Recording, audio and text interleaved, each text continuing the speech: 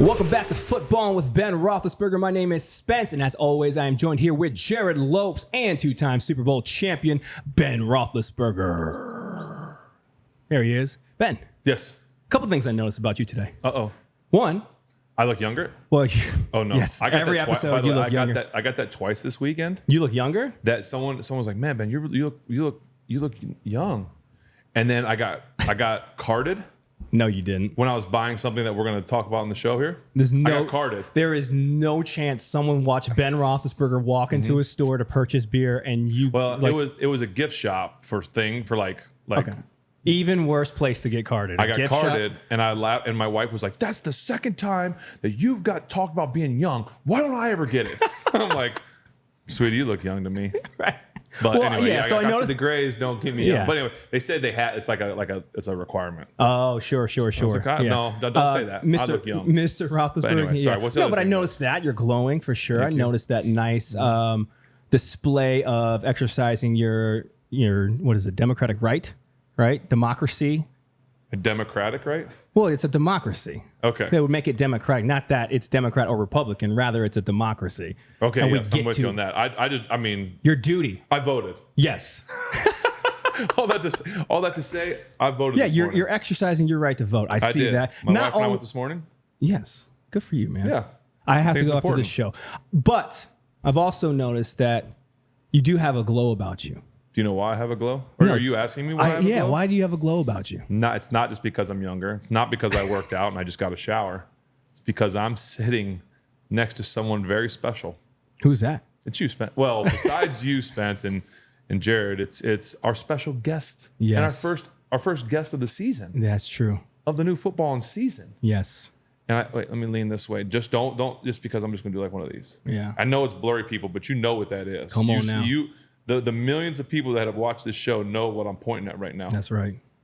It's number 22. Yes. Number one in our hearts, Andrew McCutchen. I know he's been on the live show before when we did the live one at Cinderlands. Yes, it was, which was a blast. Yeah, phenomenal. But never been in the basement. This is something special now. Oh yeah, man. It's a nice basement too, by the way. Happy I made the wall. You did. You're on the wall. That's a prestigious. That's a prestigious wall. Yeah. They can't see the other wall with all the other quarterbacks on it, but we could have put you over there for football. Football jersey. I don't know. I don't even know where that jersey is. So long ago you gone. Because we talked about that, Jerry. We did a live show, and so if you don't know, Cutch is a Pittsburgh legend, but almost wasn't because he was such a good football player. He was thinking about going to the NFL. Right? Kicker? At least college. At least college. No, Yeah. a real position. A real position. He played Wide a real receiver. yeah. Wide receiver. I forget, were we a hands guy or a speed guy or both? We're both. Both. Yeah. Had it all. Oh yeah. Could have been. I mean, if you guys remember Percy Harvin, Yeah. I was a good comparable. Okay. So you're better than Percy Harvin is what I heard you say. I'm not saying all that, but But comparable. Could have so been. I guess Comparable. what I hear, I don't know if anyone else hears this. People that have watched this show know kind of what, we're heavy Steelers, and we've been talking about the Steelers need a number 2 receiver. wow. Any thoughts? Yeah, I mean, No, for you. yeah, I have thoughts. You got And time I'm not too. going. You got thoughts and time. Not me. Come on. Not me. These knees are gone. I don't know if y'all watched the season this past season with the Pirates, man, but Hey, I limped into the offseason. listen, that is not true. You take that back because I will text you when you stretch remember that one time you stretched the thing into a double or you stole or something happened? That triple I hit? Yeah. I That was one like, hey. triple? I hit that. Listen, I hit that one triple because I was one triple away from I think it was 50 triples in my Okay. carear. So, You were running through every stop sign. oh yeah. I was like, I'm going to do it one time, and after I do it, I'm done. No more triples. I think I must have been watching something because I was watching it and I texted like, man, the old man still got it. Still got it. If it was 10 years ago, would you consider? And you would. had it, and the team was like, hey, Coach, we need to. I would. Two-way it, Deion Sanders or Yes. Bo Jackson. Not saying I'm Bo Jackson at all by any means, but You heard it here first. You heard it here. He was Percy Two-way. Harvin. Now he's Bo Jackson. two-way. But anyway, That would be the most epic, Pittsburgh thing of all multiverse of all time. Did you wear 22 when you played football too? No, I was 18. Okay. who's 18? Is that up for grabs right now? Folks. You heard are it we here doing? first. Wow. Andrew McCutchen, wide out number 2, number 18. That would be awesome. Is it retired? No, that's actually really funny. But Yeah. we'll get into your football prowess. at some point. Your illustrious football career. People actually know that because we have some fan questions today, and there are some about your football career. Wow, it was Yeah, 'cause quick. It was quick. Yeah, It was, but impactful apparently for I people. guess so. Long time ago too, right? Very long time ago. Because Cutch is not young anymore. What, you just finished what year in the league? 15? 15. 15 plus. 3 more, you're gonna get me. 3 more. Woo. How many you want to go? I don't know. I'd say I'll go until my body holds up, and I'm not embarrassing myself when I'm out there. So Well, you're not. You did have a little injury scare earlier. Was that this year? Was it your Achilles? yeah. Oh, my Achilles was last year. That was last year? season. Yeah. And you made it through. Made it through. Everything was okay Got with through that? the off season with it. That is a horrible thing to rehab from. Even I had partially torn, which mine was. Did you know right away that you did that? Yeah. Like I've always like Yeah. you see guys go down like that's I've heard Achilles is like awful. Right. Like people that have had it, they're like it just as soon as it happens, it's like this is miserable. The rehab's miserable, like the whole thing. Did you know like right away, or did you just feel like a weird twinge? I felt like something, and Yeah. I knew it wasn't right because it didn't go fully, and it kind of like I tried the way I explain it is like if you get string cheese, and you just start peeling back the little parts of that's what it felt like. I felt like it was just like it was just slowly something was happening, Sounds awful. and I was like, what? And I like looked down, it felt like a cramp. And I like looked down at I was like, man, I think I'm cramping a little bit or something. And I was like, I'll be all right. And then I did a little shuffle at second base, and I was like, yeah, nah, something's not right. Jeez. So I'm glad I didn't push it. Did you just 'cause call time right then and like go on I the base? didn't. I finished the inning. Okay. It was 2 outs, and then the ball got hit, and I kind of just slowly jogged the third, but that would have been a base hit, and he tried to send me. The whole thing probably would have went. Jeez. That's what I was gonna say. Like if you would have went, you might have. Yeah, the whole thing probably would have Whoa. gone. So it kind of was a blessing in Who disguise was up the almost. bat? Do you remember? We can I don't thank them. remember who was hitting, but Thanks thank for you, hitting, man. Thanks for hitting a slow dribbler to first. Yeah. Thank you, whoever was hitting at that moment. Oh, how that's do you rehab back from like a partial? Like, what do they do? For Rest. stem cell. Put it Not in. stem Put cell, it in but a like Put it in a Yeah. boot for 6 weeks. Does it just go like heal back like the string Yeah. cheese just goes back up? Yeah. I just want to say I appreciate the string. string cheese analogy as a dad. That, Yeah. that felt like that really resonated. Yeah, there you I go, packed right? string, I I packed get that string one. cheese for lunch Right. today, so I give it to the kids. I know all about the string cheese. It's a top 3 form of Okay, cheese, folks. okay. Quick question, Yeah. because this is a real question. If you have your string cheese, does anybody just bite it and eat it that way, or do you always string Like it a away? psychopath? No. Yeah. Oh, Do you always string it? I would always string it. no, dude. It depends on what I'm doing that day. If I got stuff to do, You're biting it? Bang, Yeah, bang, yeah. like a carrot. oh, I'm Oh reckless. my Listen, I eat string cheese 3 times a year. Okay. I'm not out here eating string cheese every day. I'm not 8. All right. Right. So if I got stuff to do today, I don't have Time to string it the along. time to string it along. But don't man. the people that I always think about this when you're stringing it, don't you try and see how small the last piece is? Like you keep going like Sure. the last piece. Like Sure. okay, I got that. Oh, I can get one more out of there. Yeah, if I got if I got a day off, I'll grab a string cheese and just kill an hour. You know what I mean? But Man. I thought about it because I pack it for lunch and the kids Benjamin's eating it last night. Yeah, my kids don't like it that much. string cheese? No? cheese. I don't either. I don't eat string cheese, but see, Yeah, it's been a long time. I mean, But- again, we're not like Jared. We're not 8, but okay. Jared, It's a panic snack. I get it every time for my kids. My kids don't end up eating it. I pack it in their lunch. They never eat it. And then I end up like, I'm starving. I grab the string cheese. and you string it. I string it for Yeah, sure. yeah. Do you know who eats a lot of string cheese? His daughter at my house. That's true. You know what's better than eating string cheese? Eating free string cheese somewhere else. Matter of fact, I might stuff my bag before I leave here today. Take an hour off. We have a kid fridge upstairs. Do you have a kid fridge in your house? When No. you're going to build a house, you got to put a kid fridge in. Okay. Okay. So the kid fridge has to be built into the island or somewhere that is just a mini fridge that the kids can go, it's like their little mini oranges are in there, their applesauces, their string. But just be warned that when your friends' kids come over, they know where the kid fridge is. I catch Key in that fridge. I mean, listen, and it's all, take it. And I'm the uncle too that gives her as much, like, can I get a string cheese? Yeah, take 4. Yeah. Do anything else in there? Some grapes? There's Yeah, some we oranges? should. What else you want? We should put an asterisk. Like Uncle Ben is just giving whatever you want here. Just take it. Don't we all do that to someone else's kids? 14 cookies. Last time I was over here, there was literally she had a string cheese in her hand, applesauce in the other, and there was chocolate on her. I'm like, what's happening? Cookies. Well, exactly. It's like anytime. Eat the cookies so we don't get in trouble. But then there's, Yeah, But 100%. it's like anything. It's like when you always spoil everyone else's kids. Yeah. Like, it drives me nuts when someone's like, "Hey, let's take." When someone says to my kids, "Let's go get ice cream." Like, no, what are we doing? But I'll be the first one to say it to someone else's kid. Have you ever be in public and you see somebody? I've seen dads talk to their kids, and I'm like, dude, you're being so harsh on them. Like, lighten up. And then I'm And to your kids, to you're my like, kids Yeah, just of screaming. course. I'm like, Of course. I have What's- so much grace for other people. Is that wrong? Oh yeah.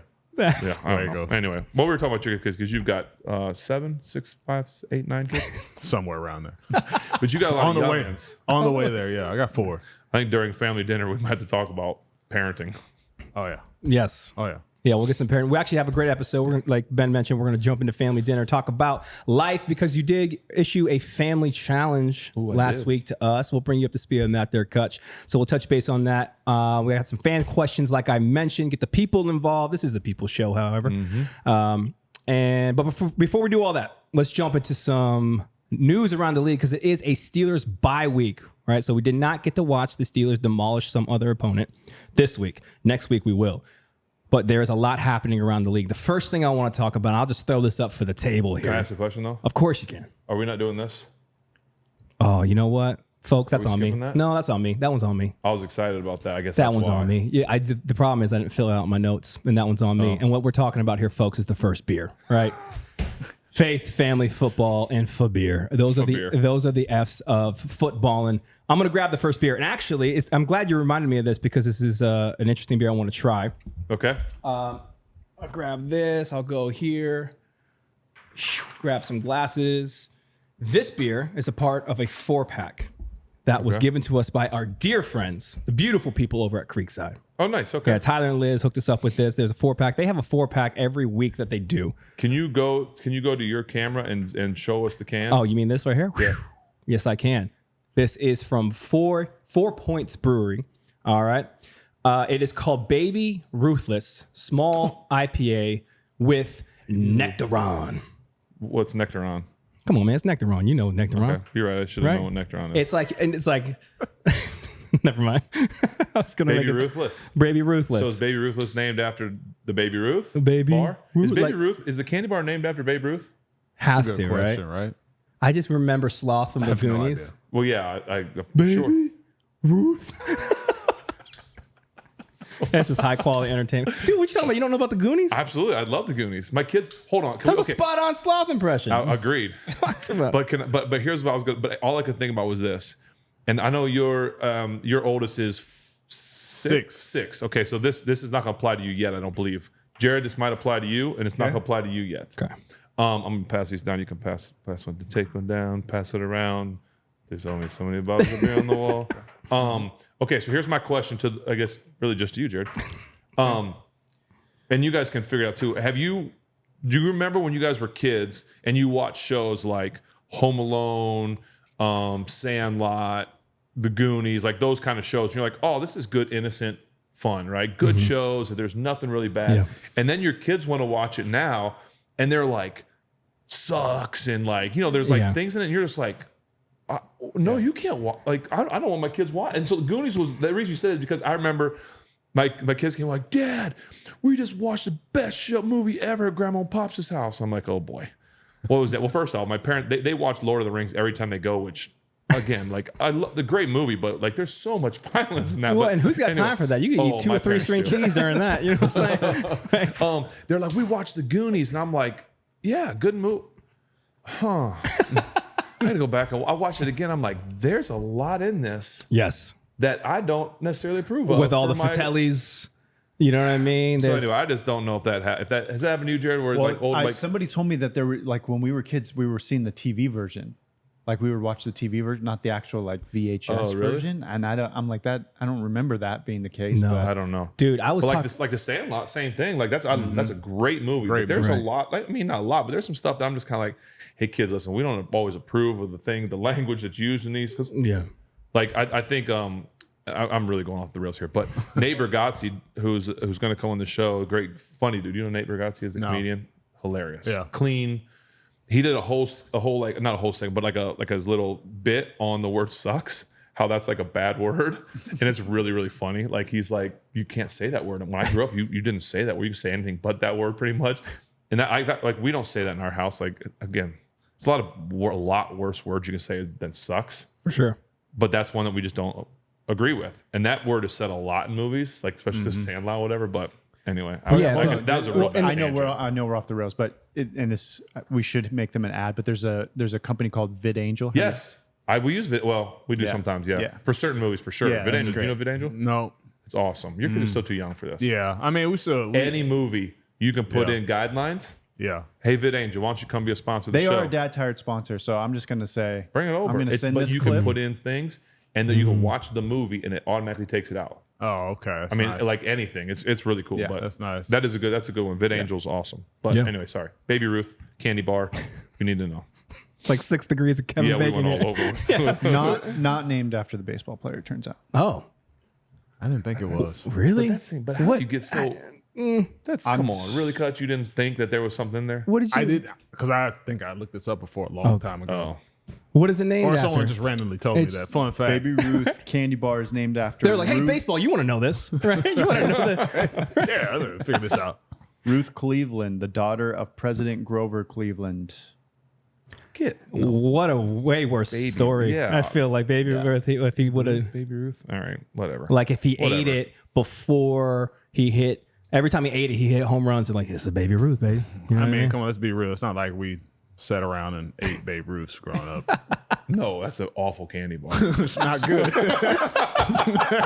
And Whoppers. We should have talked about that with Halloween. Whoppers, trash. My grandma always had Whoppers. I crush them. What, the Whoppers malt still? balls? Even as a man, as a grown adult. No, I don't eat them anymore. No. But You probably eat candy corn too. oh no. No. You say it was an accusation. You probably eat candy. And circus peanuts. Okay, well, let's do this. Since we're here, we're going to get to this beer by Four Points Brewery, I promise. Since Halloween just passed, top 3 favorite candy. Let's go. Didn't we do this before? Didn't you? Jared likes bottle caps. What? Jared, if this is true, I lost so much respect for you. I just had to say it. Pick the worst one. I just had to throw it out there because that's You said terrible. that with such confidence. Hey, no, we already did this. Jared likes bottles. You said it with such conviction. I believed it. Wait, do I? I mean, top 3 candy. You want to go down the line, or do you need time to think about it? I gotta say this. You all can go because sometimes I'm in the mood for chocolate and sometimes I'm not in the mood for chocolate. It's very easy. You're gonna hate mine because you have an allergic reaction, not Reese's? to literally, but just like emotionally to Reese's. Only person that I respect that doesn't like chocolate and peanut butter. This guy right here. I love chocolate. Reese's. I love peanut butter, so I love them together. I got a bad experience as a kid. That's what I mean. It's emotional. Threw up because I slept on a waterbed.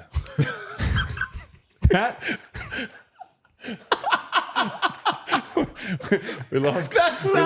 We lost Cutch up. That sounds like a setup to a joke. Okay, so what's funnier, me throwing up or me sleeping on a waterbed? The water. What do you mean? What's funny? The water. Just eating candy, he's just like moving around. Seasick hand. Yes. Okay. So Having I don't dreamies resist on an anymore. ocean. Y'all, you know what? I don't feel like we're in a safe space anymore. You can't say those 2 elements of that story and expect us not to ask more questions. You said that like it was Put logical. your laptop down every show. yeah. Note is Well, canceled. yeah, because I threw up because I was slept in a waterbed. Staying Duh. here. All right, why don't you guys tell your 3 All right, so favorites? it's Reese's, easy. That's a layup. Snickers, that's an easy one. It's classic. It's a classic. And then I'm gonna go a little weird. I'm gonna go Nerds Rope. I like nerds, bro. Nerds are Rope. good. Nerds are good. It's easy. Nerds are good. Yeah. I don't eat candy that much anymore, so No, but when you Here we did, go. think Sorry, about those guys. good. Think about I can't those. think about- I can't think about- eat carbs or sugar. Look at me. Well, the chef, I live off the land. I live off the land. you don't have I used to love crispy M&Ms.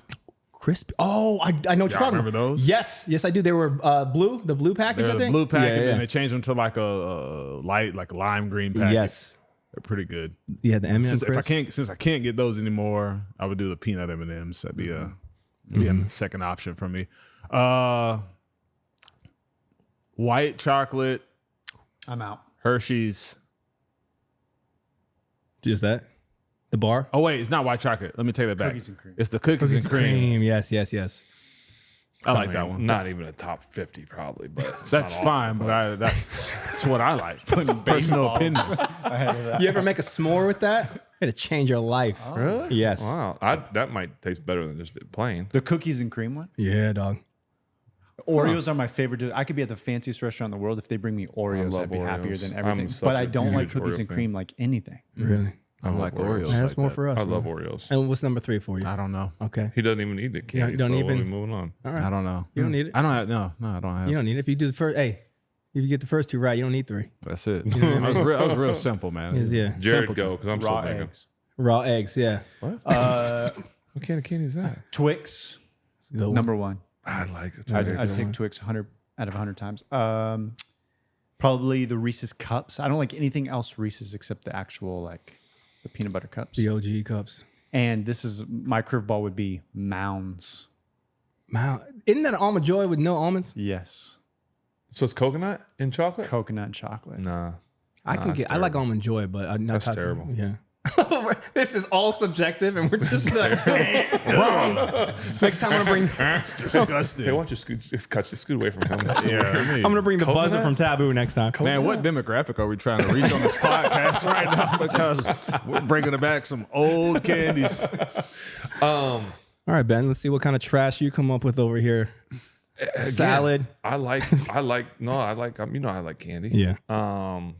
I think my wild card would be nerds, and the nerd rope is fine. I like nerds. It's a fun candy. It's got a little crunch to it. If I'm gonna go chocolate, Snickers is good, but I like it frozen. So I'll probably end up going with the Twix as well. I like a Twix bar. I like the crunch in there. It's pretty good. And my third one, I feel so. Does chocolate covered Oreos count? Because you know I love Dietz's chocolate covered Oreos. Dietz's chocolate covered is. We'll give it to you. Okay, thank you. I got it. Starburst. Ooh, See, I'm not a big Starburst fan. I think that's a weird call for you.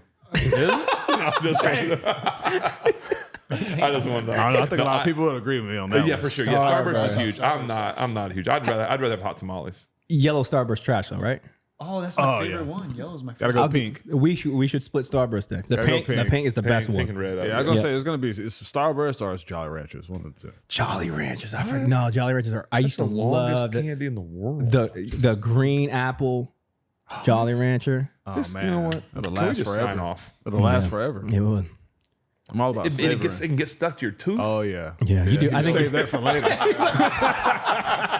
What you talking about? That's a feature. Oh yeah. Think about it, man. You've been playing for a couple hours. Oh, dude, a there's Jolly still Rancher something and a in there. cheese stick, and you're good for Oh yeah, man. Oh my god. That 0.3 calories. That just did it for me. You see Cutch in the outfield just. What is that? Oh, what is that? Oh, he got him as Jolly Rancher. He's gonna have a good day. He's gonna have a good day. Spence, come on. Let me get. I need to. This is All right, this beer right here, 4 Points Brewing. This is a nice IPA. right out of Pittsburgh. It's small, overhopped Indian Pale Ale. It's 5.5%. Other than the fact that it has Nectaron, it's a small IPA. So I You think don't drink beer, really, do you, Cutch? Nope. You're not gonna like this at all. so. I'm gonna do it more of a if I drink beer. Yes, yeah, there you go. You don't have to drink it all. You can just have a sip. More You- Yeah, I'm gonna sampling. sip it. Yeah. You just try if you when you decide to spit this out, try not to spit it on the mic. All right, boys, ready? here we go. Baby Ruthless.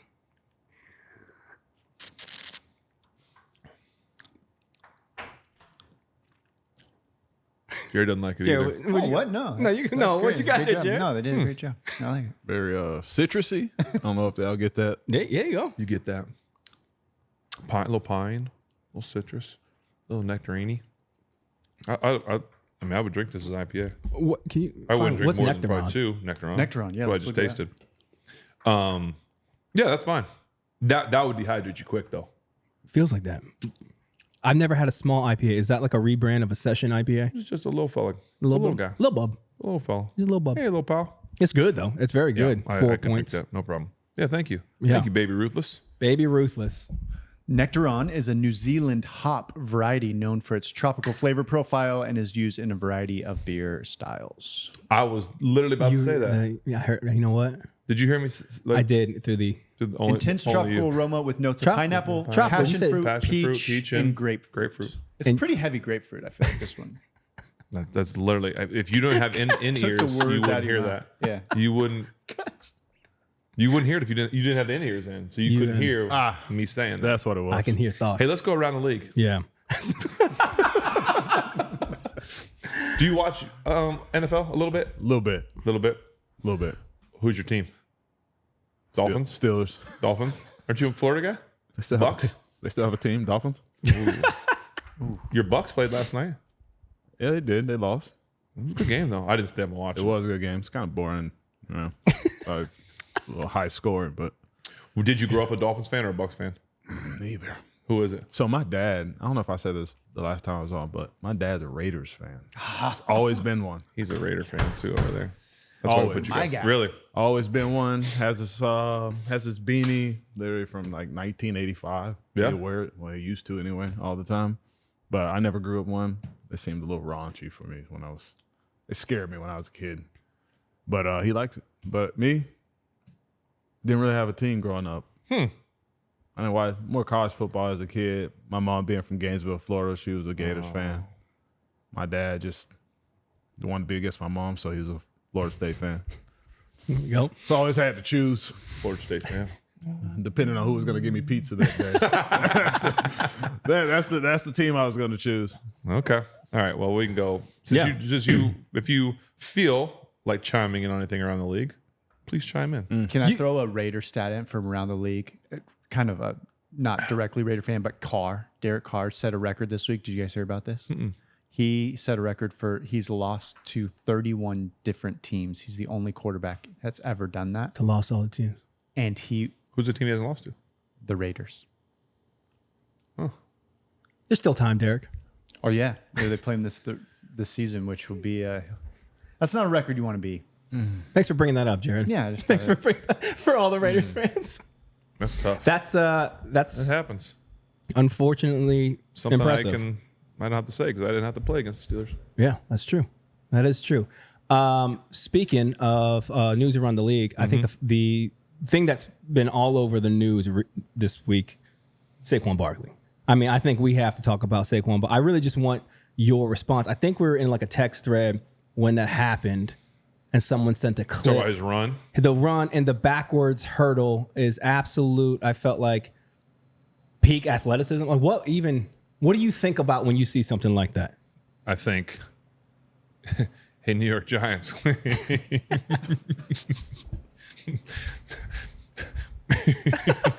move. Good move.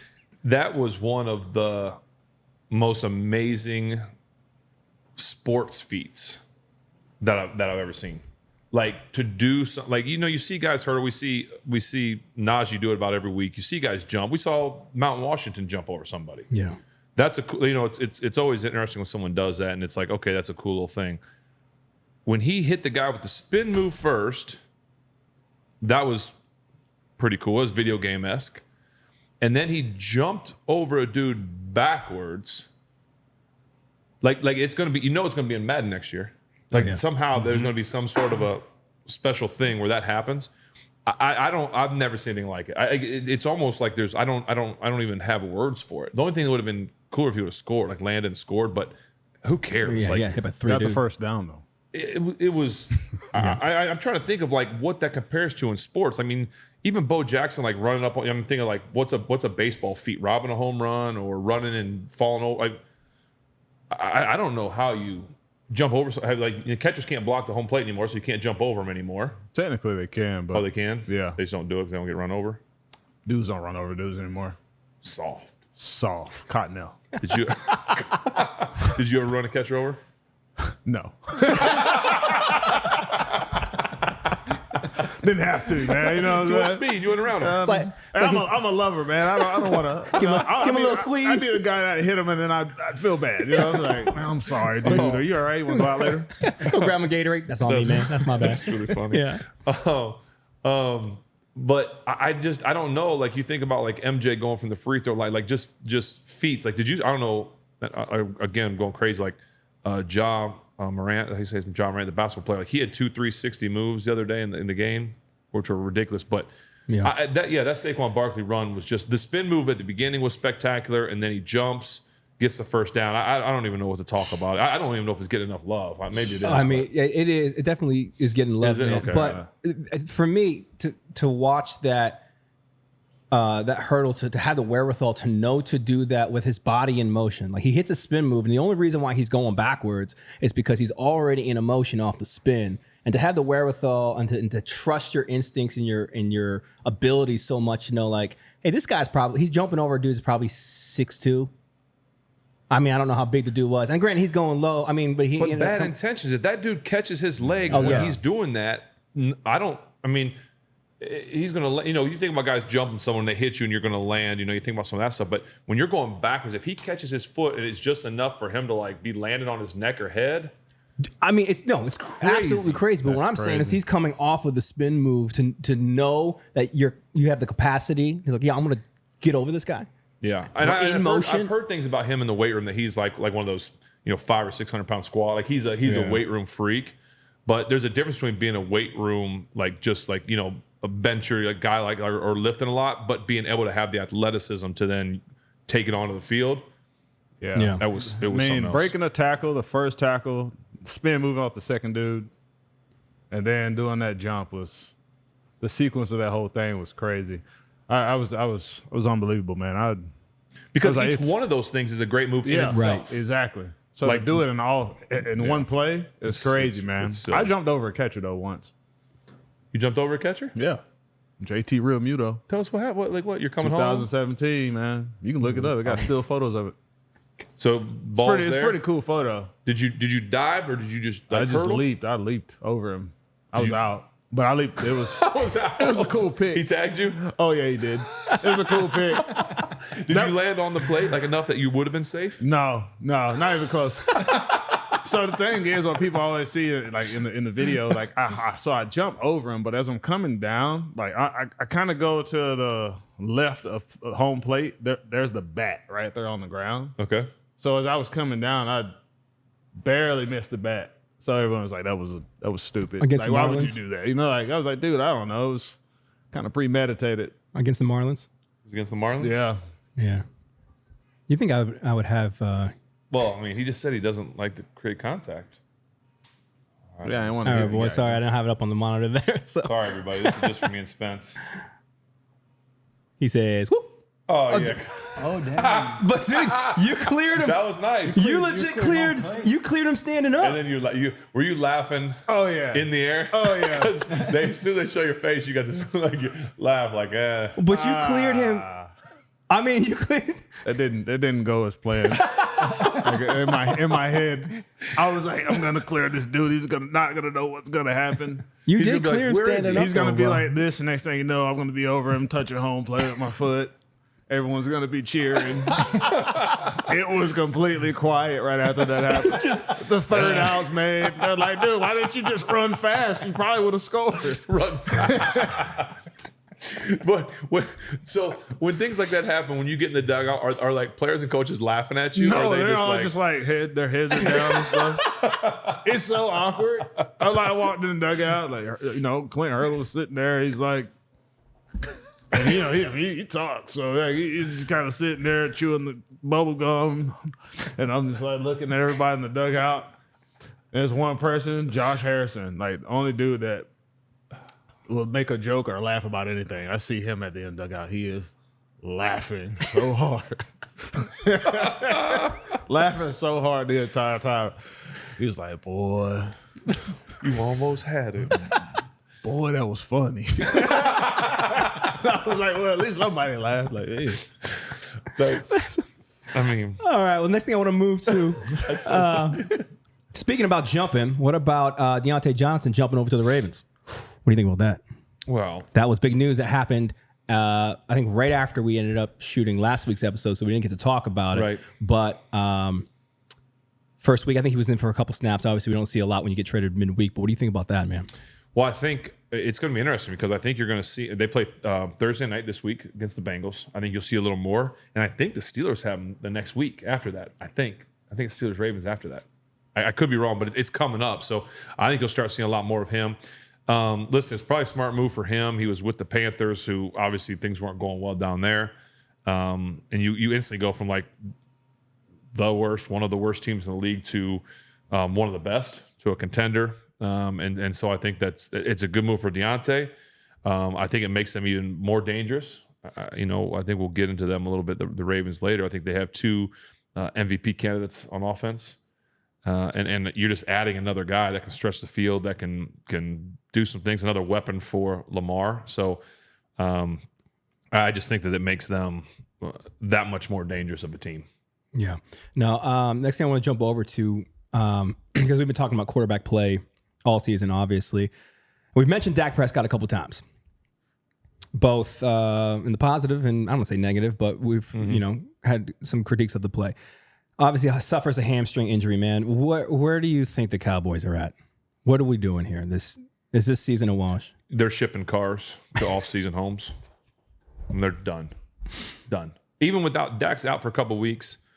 I think they spent so much time this offseason worrying about Dak and CD, which are both obviously good football players, but trying to get these contracts done. They still got to get Micah Parsons done, who I think is just going to continue to sit out until I assume he's getting advice to sit out until you are absolutely sure you're going to come back. And at this point, who knows what it's going to be like. But even with Dak being out a couple weeks, I just don't see that somewhere in that there's something going on in that team, the organization, whether it's coaches, owners, whatever it is. I'm not going to speculate one way or another, but there's something going on because that team's a better football team, in my opinion, than what they're showing. But again, when you spend so much time and effort on 2 guys in the offseason, it's like you can't load up the rest of the team. And I don't see them doing anything the rest of the year. They may win a couple games, but you got the Eagles and that in their division, Washington obviously doing their thing. And the Giants are who they are, but I don't see anything good coming out of Dallas anytime soon. I don't know if you have any thoughts on that, Cutch, or anybody, but I just don't think they put enough stock into the rest of the team this offseason. What do you think happens next? Well, somehow whether it's someone's got to take it. I mean, it's a natural sports thing. Jerry Jones is not going to sit around and just let nothing happen. And I like Mike McCarthy. I think he's a great play caller. I think he's a great coach. But they're not going to fire the $60 million a year guy. Tell you that much. And the owner can't fire himself. So I assume it's going to fall down on Mike McCarthy at some point. But again, when you pay 2 guys who are good football players, look, CeeDee Lamb's a great football player. I'm glad he's not out for a long time. But as a matter of fact, he might be playing. He might not be out at all. I don't know. But you're going to go again. Micah Parsons is sitting out there too, waiting for a contract. Are you going to sign him? He's one of the top 5 defensive guys in the NFL. You still got to sign him, so you're going to pay 3 guys. You just got to wait for the salary cap to go up and try and do something else. But I don't know. It's going to be an interesting offseason. I don't think they'll make anything midseason, but I don't know. So you're mentioning, the Cowboys not being contenders in the NFC. What about the AFC? Who do you think the contenders are? Because there's the Chiefs are frustratingly still good. Yeah, and D-Hop, who the Steelers should have signed as their number 2 since Cutch said he's not going to do it. 2 touchdowns in that game against Tampa. I think too. I think Tampa. I think they're better than maybe I gave them credit for too. When having a chance to win that game, they got to go for 2 at the end of the game. When you're on the road and you score late, you got to go for 2. You don't play, give the Chiefs a chance at home to go down and win it in overtime. Go for 2, try and win the game. But having all their receivers down and Baker's playing well right now, I think that Tampa showed that they might be a contender in the NFC. But the Chiefs, to me, are still the team to beat. They added Hop. It makes them that much better. When you talk about after that, to me, it's the Ravens. Ravens are number 2 in the AFC. They have an offense that is scary. They got, like I said, 2 MVP candidates, adding Diontae now to it. And the only thing that makes them vulnerable right now is I don't think their defense is very good. Like their defense is not really that good right now, which they're typically known for a great defense. So if they get that fixed and going, I think they'll be super dangerous. I think the Bills are always going to be there with Josh Allen. They just still have, there's just still some stuff that they're doing, like barely beating Miami. they make me a little nervous. I just don't know. I think the Bengals are a team that they show what they could do against the Raiders, y'all's Raiders. Putting up huge points. Joe Burrow, when he's playing, when they're healthy, I still think they're a dangerous team. Chargers, another one that is kind of a sleeper. That I think when they turn it on, they could really do something special. And I know people be like, what about the Steelers? Yeah, they're right in that mix. I can't put the Steelers in the same category as Baltimore or the Bills yet. They need to go out in this next stretch of games where they have Washington coming in, and I think it's Baltimore. But they have a stretch where, like, if they go out and show that they can beat these teams, these true contenders, I think Washington's a contender. I think Daniels is playing really good. If they can go show that they belong, then I'll move them up on my list. But right now I have them like at 4 or 5 in the AFC. That's just where I have them, even though their record says what it is. 4 or 5 right now. Very interesting. Cutch, have you spent any time paying attention to the Steelers? I know you watch it from time to time. What do you think about the whole Justin Russ situation and how that's gone down as a fan from your perspective? I mean, I think it's good. I mean, I saw someone kind of do a breakdown of both of them, depending on the record, because Fields had a 4-2 record, right? Mm-hmm. And Russ, he's won the last 2 games, but you have to look past the record. You can't just look at that. So I think they were looking at kind of you're looking at passer ratings. They're doing all the quarterback stuff, right? So, and it just seems like Russ having more of an understanding of the game and how to play it and how to use the team in a sense of I think he just does probably a little better of a job just commanding and leading the team in a sense to where Fields he has obviously the athletic ability to be able to be a playmaker. I think Russ just has more of an understanding. He's wiser, obviously. He's been around a little longer. So I think him doing that and showing what he's capable of doing, had a little bit of a rocky start in the beginning when he came back, against the Jets, but he's doing well. He's done well for him. I don't think you can really lose in either one of those situations either. Mm-hmm. I think it's just a matter of who can help the team in this moment right now, Sure, and I think you can see Russ has a command, like a different command of it. Right. It's like like changing it, hard counting, doing things like that. You can see it's a different command of that. Right. I think that's what it is. I think he's just leading it in a different way, and it's just what they need right now. They don't need a lot. I don't think they need much. They have guys who can make some plays out there. They got key guys that he throws to. So I don't think they need much from him, and I think he's doing a good job so far. Yeah, I like what I see. Obviously, when you're playing 2 New York teams, I think a lot of that was maybe discounted by people like, oh, well, it's the Jets and the Giants, man. And I'm like, well, dude, what I saw, regardless of who you're playing, was really encouraging, I will say. I am really excited, like Ben's saying, to see them play some real contenders. I love the fact that our bye fell where the bye fell. I think like getting those 2 wins going into the bye and then being able to kind of rest, recoup, and head back out. I think that's going to be, hopefully it's all, all stuff moving forward, coming back in and playing some teams that are really going to test us. Mm-hmm. So it is. That's what I want to see. I want to see as we start playing some real contenders, what's that look like? Yeah. Because we know we're getting on defense. Just want to see what we're doing on offense. Yeah. Well, I'm stoked to see it, man. I'm right. It was the first time I think this year that I was like really bummed out that there was not the bye week bummed me out. Typically, I'm like, oh, I understand, like it's the bye week, blah blah blah blah blah. But this was the first year I'm like, hey man, where the boys at?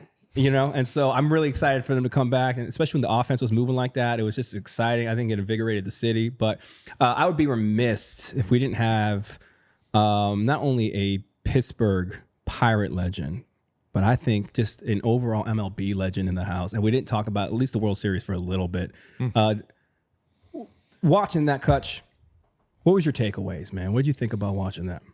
Well, you got 2 teams like everyone thinks, right? Everyone sees, not even thinks, but how they see it. It's 2 teams with high payrolls. Like the Pirates. Yes, exactly. Right. Exactly not like the Pirates. Sorry, I didn't know if I said that out loud. Oh, was my mic on? Yeah, we're sorry. recording This this. live? Yeah, It's not right. Yeah. Did you expect those two teams to get there? Not That's expect. right. You do, but you do have it based on payroll. You have an expectation of those teams there. So when they're there, they kind of lose that thrill by default being in the World Series, right? Their payrolls are high. They're supposed to be of there, course right? they're there, right? That's what Yeah. everyone's gonna say. Interesting. But at the same time, when's the last time that's happened? You know, where you got two teams, and this could be through all the sports, really.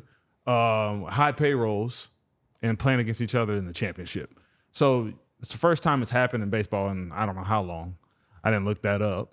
But so for that fact, it was entertaining to watch two big teams on both coasts going against each other. I wish the Yankees would have been able to win that last one and took it back to LA. That fifth inning was crazy. That was a crazy inning. How does Something he not you cover don't first see. base? Was that Garrett? Who was pitching? Yeah, Didn't Garrett cover didn't first? cover first, but that wasn't inning's even the out. first. So first it started with Judge Judge dropped. I know. Well, dropping the ball in center, which never happens, right? just took his Rarely eyes off happens. it. Just took his eyes off it just for a sec, the peek at first because the runner's at second. So he literally was about to catch it. You see his eyes just dart to What was first. what was he thinking? Like he think he's gonna someone Double might be him running? off. Oh, really? Just Yeah, see if maybe I don't know if the runner was still in. I don't think he was, but yeah, he was catching the ball and he's peeking to the left, missed the ball, right? So like that happened, and you're like, and I know that feeling. I know that feeling as an outfielder. You know you're supposed to make a play. I could just only imagine the magnitude and how it felt, the weight that he felt, because it's in New York. It's Right. the World Series. yeah. I And it's know not like he's had a great World Series. Like he had a lot of strikeout. Right. Like, he did great to the season and leading Yeah. up to it. But in the World Right. Series, he's been waiting. Yeah, he's been waiting, and in that game, good he thing find like he was finding himself a little bit, and then that happens. When you're in the outfield in that moment, after that's happened, you're hoping that run does not score. Like, please, I hope that run doesn't score. You already feel bad. You got Garrett Cole out there. He's been pitching lights out. You don't want him to throw more pitches because of that. So you're just sitting there like, man, just get out of this inning. Please just get out of this inning. When you're out there in center field, because you obviously you know center field, and something like that happens. Not that you've ever dropped the ball, but if you ever did drop the Oh ball, yeah, I have. how lonely does it feel out there? It's so lonely. Because it's already like a long. I mean, it's a Yeah. big area, and you're like shortstop or whatever you got at third base, and like right there, you're kind of like relatively. yeah. But it has to feel like. Oh yeah, you feel like you're on an island. You know, you feel like you're can't on imagine. like Nowhere to hide. Figure like think about this. Like like most guys play golf, right? Think about being on a par 3 on the green, right? And just being on that small piece of green, and then there's 40,000 people around that green screaming. You know, you feel like you're just by yourself. Yes. You know, and everyone's eyes are looking at you. They're all shaking their heads. Oh, I You couldn't. know, you can imagine. only think about the people that's trying to hit parlays and stuff. I don't want to talk about that. You know, they're all mad at you right now. They're trying to go into your Venmo right now and Figuring it out. just hope that's public so they can request their money back. That happens, by the way. Really? Oh yeah, people sending requests through Venmo because like, oh man, I missed because you did this. Like you owe me this amount of money. And don't be public on Venmo. That's all I gotta say. Wow, that's hilarious. Do you? I want to ask though, because you're talking about the coasts. What would have been the bigger story? New York versus New York, or New York LA, like the opposite coast, or the New York World Series? What? I think the coast. The coast thing's cool. Yeah, Yeah, because I mean, they it's- already do the Subway Series So it during the wouldn't regular matter as much, season. yeah. When it's New York versus New York, so I think it would have been great for the players because there's no stay in your travel. own bed. Yeah. So you stay in your. They would have loved it, but like, yeah, I think it was a bigger For the story. game. Yeah, Yeah. that's pretty. I'm trying to think of like two bigger, like like it Yeah. just it felt pretty cool, and as a fan, Yeah. I used to watch it. Right. I thought too, like I don't know if you. Sorry if we took you off topic, but like No, you're good. I thought the way that obviously we talk about like Aaron Judge, who is a great hitter, obviously, and did a lot leading up to the World Series, and then it was documented throughout as you watch the World Series, his World Series struggles.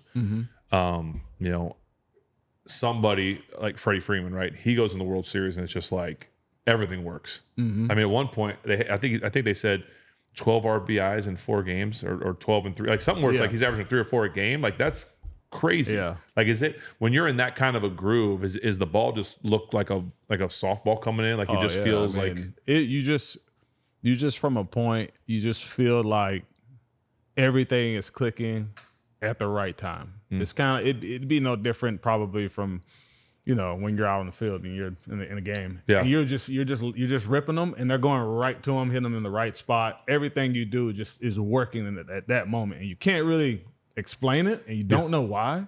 But that's in baseball is the same way, and it's also weird because you're hitting. This guy has to throw a pitch for you to hit, and for you to create damage, hit the ball, hit a homer, double, whatever. And it just seems like they're throwing it right down the middle. And you're like, how is this happening? You're hot, and two, they're just giving you a pitch to hit. Like, what's going on?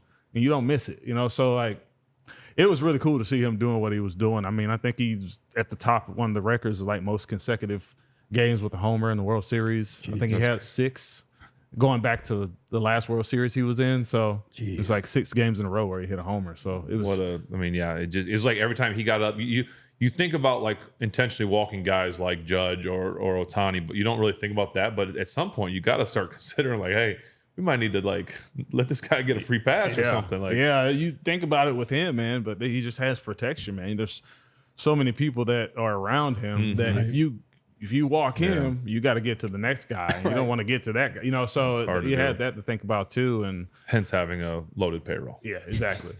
You got 3 MVPs on that team? Yeah, multiple MVPs. So I don't even know what their roster. I mean, are they bringing a lot of those guys coming back, or are they? Do you know? I don't even know what they're. I have no idea what they're. Like, most of everyone is like, especially like the main guys. You got Mookie Betts, Shohei. You got Freeman. They're all under contract, so they'll all be back. But there are a handful of guys, probably that, and then you got the catcher Will Smith. He's there, but everyone else, I think they're going to be free agents. But you got that core you can build. You can build around. They got a good farm system there too, so I think they'll be fine. And who knows, they may sign somebody back too. So more times than not they do. You got Soto on the market. Juan Soto was on the Yankees, so. He's going to be asking for Shohei money. Yeah, he is. But, he's going to be How do you on a team like that and like the season's not over and you're like, I don't know where I'm going to play next year? Like, don't you at least want to say like, I don't know. Everyone's different, I get. But yeah. I also, speaking of that, like, this might be, you might give away some trade secrets here. Not with the Pirates, but just, so when they bring the translator out for Ohtani or like, I know like, I think O'Neal Cruz maybe had, like there's a lot of guys that have that translator. Yeah, let's not talk about Ohtani translator right now. Oh yeah, that's right. I forgot about that. His new translator, whatever. Like, you're telling me that those guys they can't speak or understand English? They have the best job ever, man. I tell you, these translators have the best job. They have the best job because more times than not, like, I can speak from just my own experience of guys who have their translators, right? You got a couple guys, they speak perfect English. The player does. Yes. Their English is great. They're fine. They carry conversations with you just fine, but their translator's there. Their translator is more of just like it's a buffer. It's a help me out. Like, and he does. I don't understand. Right. It's outside of having conversations with coaches or staff or media. These guys, they're with them everywhere, so they have pretty much a companion everywhere they go. You need to go store runs or whatever. The translator just goes and does it. I feel like it's a way that you can like not talk to people. Like it's a way to avoid like you're a big UFC guy, right? Like I love when after the fight Rogan's in there and he grabs the translator and he asks a question and then he goes to give the mic to the translator, but the person starts to answer first, right. And then they have to like wait for the translator to happen. And they're like, it's like, no, they know exactly what they're saying and what someone else is saying. Yeah. But the translator is like such a go-between. It's like, oh, my translator's not here. Sorry, I can't talk to you. But I figured that. I just needed to hear from you. Yeah, it's good. I mean, they have them. Some guys need them. I mean, because O'Neal Cruz, right? Like for example, he speaks good English, but I also understand when people are asking him. You got 15 or so people around. There's a bunch of questions being asked, and he's trying to filter all of it, trying to think of the proper thing to say. Because kind of going back, there was a time during the season, this past season in New York, the Mets, one of the pitchers, he got taken out of the game, had a really bad game, showed some frustration, like throwing his glove like in the stands, like super frustrated about it. They asked him after the game specifically about the Mets, and he responded, but it Didn't came, go well. yeah, it didn't, like how he said it, it was taken out of context. Sure. He didn't mean it how he said it. That would be tough. You know, and then he ended didn't up mean it like getting that. Yeah. he ended up getting designated and basically like released. He got picked up by another team. Yeah. But like, It's tough. Well, because You know, like- in that case, it's not necessarily a language barrier, but a cultural barrier, to where it's like, oh no, I didn't. That's yeah, I might have mixed up the way I said what I was trying to say, type of deal. yeah, he basically said something like, I don't know. I don't even I'd be remember what he paraphrasing said, whatever yeah. he said, but it was almost a sense of he said something like, I don't like this team or I hate this team, or he said something, but he didn't Didn't mean it like that. he didn't mean like specifically the Mets that he did not like. He's like, no, I did. Then translator like, no, he didn't mean that. He Sure. meant this. Sure. You know, and it was like, oh shoot. But damage that's is when done you need at the that point. translator, Right, you know, right, right. to help him in those moments. So they are good though when times like that are happening. Speaking of getting in trouble, I wanted to pick your brain on the outfield, the fans getting involved, grabbing the glove, the other fans. ripping the ball man. out of his hand, out of his glove. That was That's crazy. brutal, man. I always say this: if the roles were reversed, like then what, right? You know, like that. Fan interference is one thing, but to do what those two guys did to Betts that's too much, man. You can't go. You're grabbing the guy's glove. You're trying to rip the ball out of it after he already caught it. Like Bending his arm back. bending his it's arm like back a, to grab the ball. You know, like that's too far. Like you can't do something like that. You know, it's no different than if roles were reversed and the fan caught a ball and then the player goes in and tries to reach and grab the ball out of the guy's hand. That Then wouldn't it's go like, over well. how would that go? Next time I'm in New York, I'm going to stand and ripping hot dogs out of people's hands. Right. I'm like, I'm going to run back out. take a bite. It's kind of the same thing as you know when fans run on the field. Right. You should enter at your own risk. Like literally, like I don't agree with fans coming on the field. I understand it's like a really cool thing and you upset, but the players need to have a safe place. So it's the same thing. Like, and obviously they did it because they're Yankee fans and they're passionate. They want to try and but they're still. And I know someone will say, well, they're in the fans area. Like he reaches into the fans area, but you still have as a fan you have to. Otherwise, what they're going to do is they're going to move the fans back, and then no one gets like a front. You're going to have like the third row is going to be the new first row. Right. You know, something like that, and you have to just respect it. I mean. Right. You know, it's that. Oh, what was that? Bart? Who was the guy for the Cubs that reached? Remember, got in trouble that reached over and did that whole thing. Yeah. Like that was a home team thing. Like you just, you can't.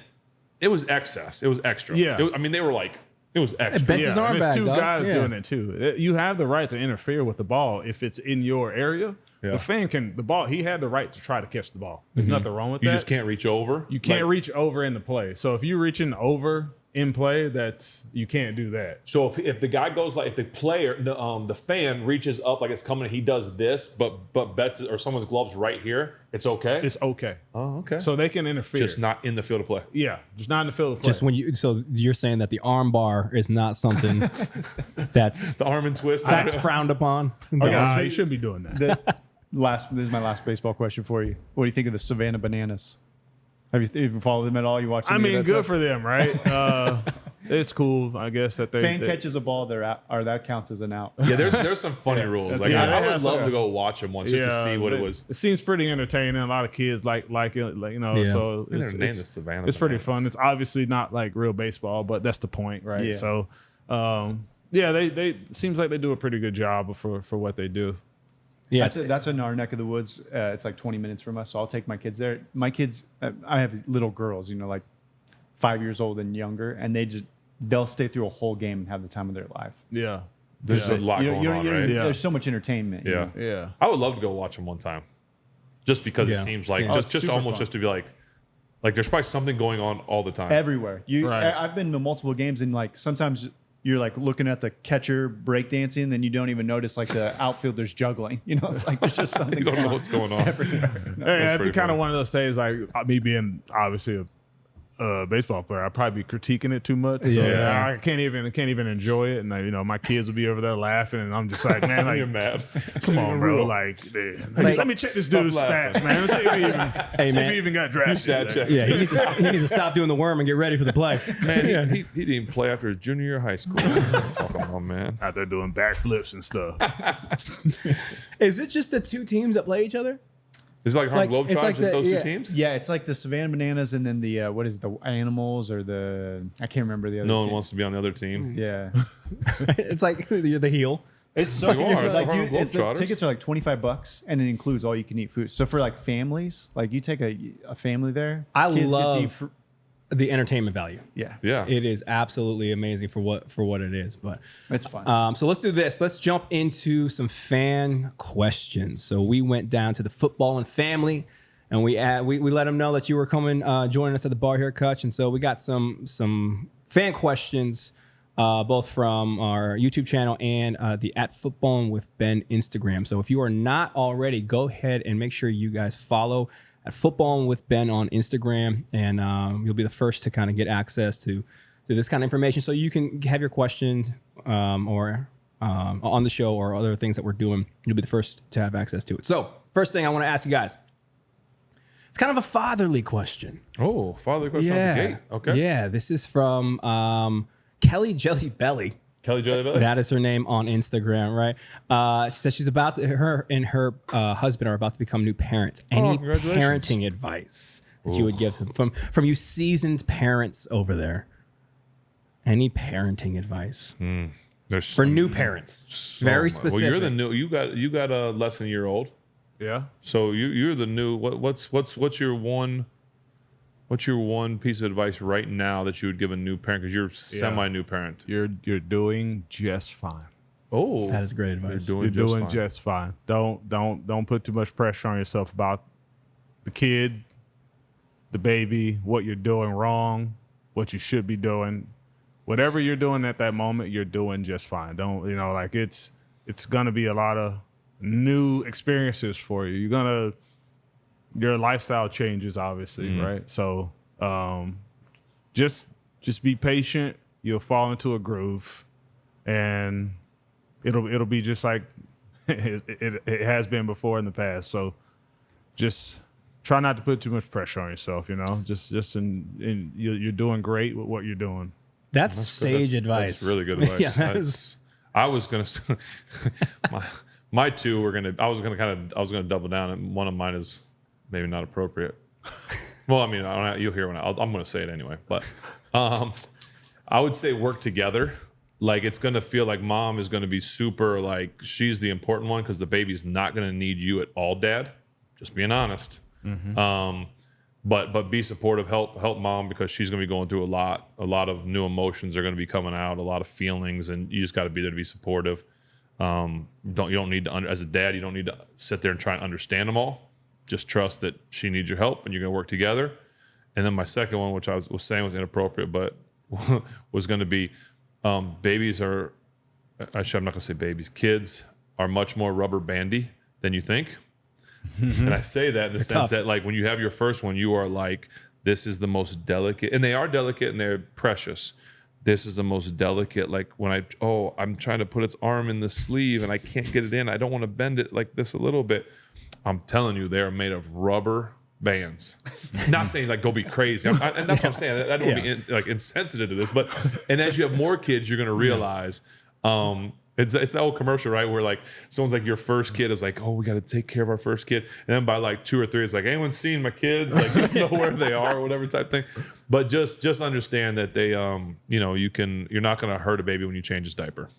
Yeah. How about that? Yeah, there you go. Yeah. They're tougher than you think. They're tougher than you think. Yeah. Yeah. So Cutch's was much better. Cutch sounded like he should write a book. That's what that sounded like. Good. Yeah. It was good. Cutch, this one is directed towards you, but Ben, I think you'll probably have an answer for this as well. This is from Drew on Instagram. Most underrated road city. Underrated visiting city that you have to travel. When you guys go on the road, how long are you all there? Just are you in the same day and out the same day? Or No, after the game? it's 3 to 4 days. Oh, because you play series. Yeah. You never just play one game. No. So you guys are there. Okay, so you would definitely have more. Yeah. We're in and out same day. Yeah, so right. Yeah, we're there. You actually Underrated get to city? like experience the underrated. city. I probably have to say Denver. Why is that?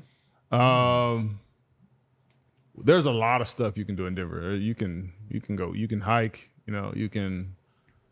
Yeah, I love Every major city you got kids. They have a zoo. Right? So it's I think it's very it's scenic. Like it's nice. It's it's fairly clean too. I mean, it's Yeah. like you get there, it's like it's pretty clean. Did your Like, family go to a lot of them or all of them, or they just go to certain ones? a lot of them. They Yeah. have like Maria's gone to quite a few cities over the years. That's nice.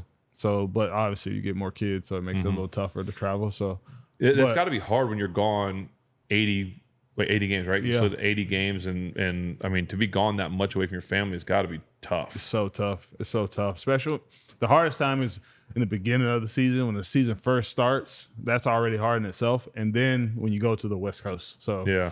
you got that time difference, 3 hours. You're getting ready for the game. They're getting ready for bed. By the time the game's over, everyone's asleep. Yeah. By the time you wake up, like half the day is already done for them. So it's just you don't talk to them as much. So it's tough. But yeah, I mean, Good for you for yeah. taking them with you though, because that's Yeah. I mean, I'm sure a lot of guys don't do that, Yeah. and it probably leads to a lot of issues when you're not away. You know, when you're away and stuff. So Yeah. good for y'all for doing that. That's Yeah, awesome. we try to do our best, man. You know, it's obviously it's not the best. You're trying to figure Yeah. out room situations and beds. You know, kids are gonna wake up and Do they stay in the same? Like you all stay together? yeah, we'll get like a couple rooms. Yeah, Put but- them together and then like. But we then all they can just stay. It's not like asleep. they stay at a different hotel or different Yeah, floor. right, Like, right, yeah, right, okay, right. that's good. Yeah. Yeah. Anything for you there, Ben? Nope, Nope. Pittsburgh. we're in and out. too Yeah. much. Okay, so Cutch, this is from Josiah on YouTube. He's noticed that your walk-up songs have probably been the best in the league, in his All right, opinion. appreciate that. Yeah, he's curious. I Is don't it, know. I change them all the time. yeah, this is a two-parter. Okay. All right, one is what are you currently listening to, and then what walk-up song would you pick for Ben? Oh, wow. Wow, that's a tough one. I don't even know what music Ben listens Yeah. to. Yeah, I know you just got to That's a go tough- off of instinct. Just Trust off of your instinct, right? Yeah. All right, cool. Yeah. Say less. I mean, currently I'm not listening to. I just listen to whatever. I'm listening to what my kids want to listen to first off. Baby shark. No, not that. Thankfully, they didn't really get into that. I mean, even my daughter, she didn't praise really them. get into that. Praise them. I know, Yeah. but you know, So you can but for change your my- walk-ups like whenever, like literally every week if you want. every day if you Every want. day? Yeah, That's Yeah. so much pressure. I know, but so I don't know. So for us, it's like you listen to music. Say I hear a song, a random song comes on. If I got on headphones or if I'm in my car and it sounds really good, and then you're like, man, yeah, I'm gonna walk out to this song. So you like send it to the guy. Hey, can I walk out to this song? Started at this time. Oh, that's dope. And then you go out in the field and the song starts and you're like, man, this song is trash. This is absolutely horrible. Why Sweet Caroline? Why did I even think that was a good Man, one? I mean, like it's like you have this expectation, or at least I do. Yeah. I have this expectation to hear this song, and then it does something for me, and then I'm like, all right, here we go. And I feel like the fans are even like bopping their heads to it. All those Yes. 50-plus-year-old people. That's like, do you hear it though when you're walking out? Like, do you actually hear it? Like, Yeah, or are you you- so like you're not? You hear it, do you? Because I mean, like you're waiting to hear it before you go Gotcha. up. You got time, you know. Baseball, you got time. There's a clock now, so you don't have that much time. But you have a little bit of time. You got 10 seconds to where you can kind of hear it and then get ready. What do you But think of the whole pitch clock thing? Is it like made the game better? I like it and I don't like it. Yeah. It's good, but there's certain situations that I'm like, we don't need it. You know, there's the pitch clock. I don't like the pitch clock a lot. I don't like that a pitch comes and then you have 15 seconds to get ready. Yeah. You know, I have to be. He throws the pitch.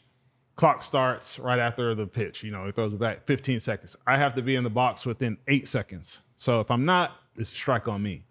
So, and then if the pitcher doesn't deliver the pitch, by the time the clock ends, it's a ball on him. So, it's all this stuff. I don't really like that much, but I do. It does come into handy at times. When the at bat starts, it's good to know I have 28 seconds or whatever. Like, that's cool. But with a runner on base and stuff, it makes sense. Isn't there? What's the runner on base like? Is he only allowed like so many pickoff moves now? Yeah, you're allowed 2. So he's allowed 2 pickoffs per batter. Okay. So if a runner's at first base, he Per picks up batter, not batter. per runner, not Right. for the guy on first. So Yeah. if you strike this guy, I get 2 more to that. Right. So if you throw one over, and you throw the second one, then you might as well just steal. Yeah, Like, you might as well just more go. times than not, it's like they pick over twice, and it's like go. You might as well. They can pick again the third time, but they have to be successful in the pickoff. So they got to pick the Oh, guy so they off. can go 3, and Yeah. if they don't, then you just take the base. Right.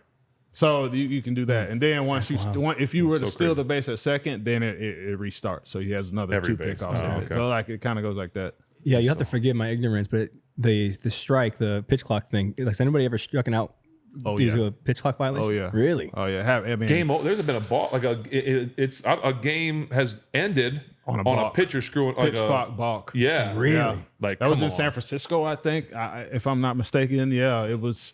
They were playing against each other in San Francisco. The guy was, he was getting the sign. The pitch clock was winding down. Pitch clock ended, and then the game ended. He walked the run, and bases loaded, and that's how they lost. See, I think the it sa- happened twice this past season, like That's that. I think it So- happened in Cleveland too. I think, Yeah, that if makes I'm not sense. mistaken. Cleveland. Yeah. Cleveland. They would have an anticlimactic ending to the. Everything. Okay, so any instinct on Ben's walk-up song? Ben's he has sitting no there, clue. 7 for the Pittsburgh Pirates coming up No clue. out of Miami, Ohio. You hear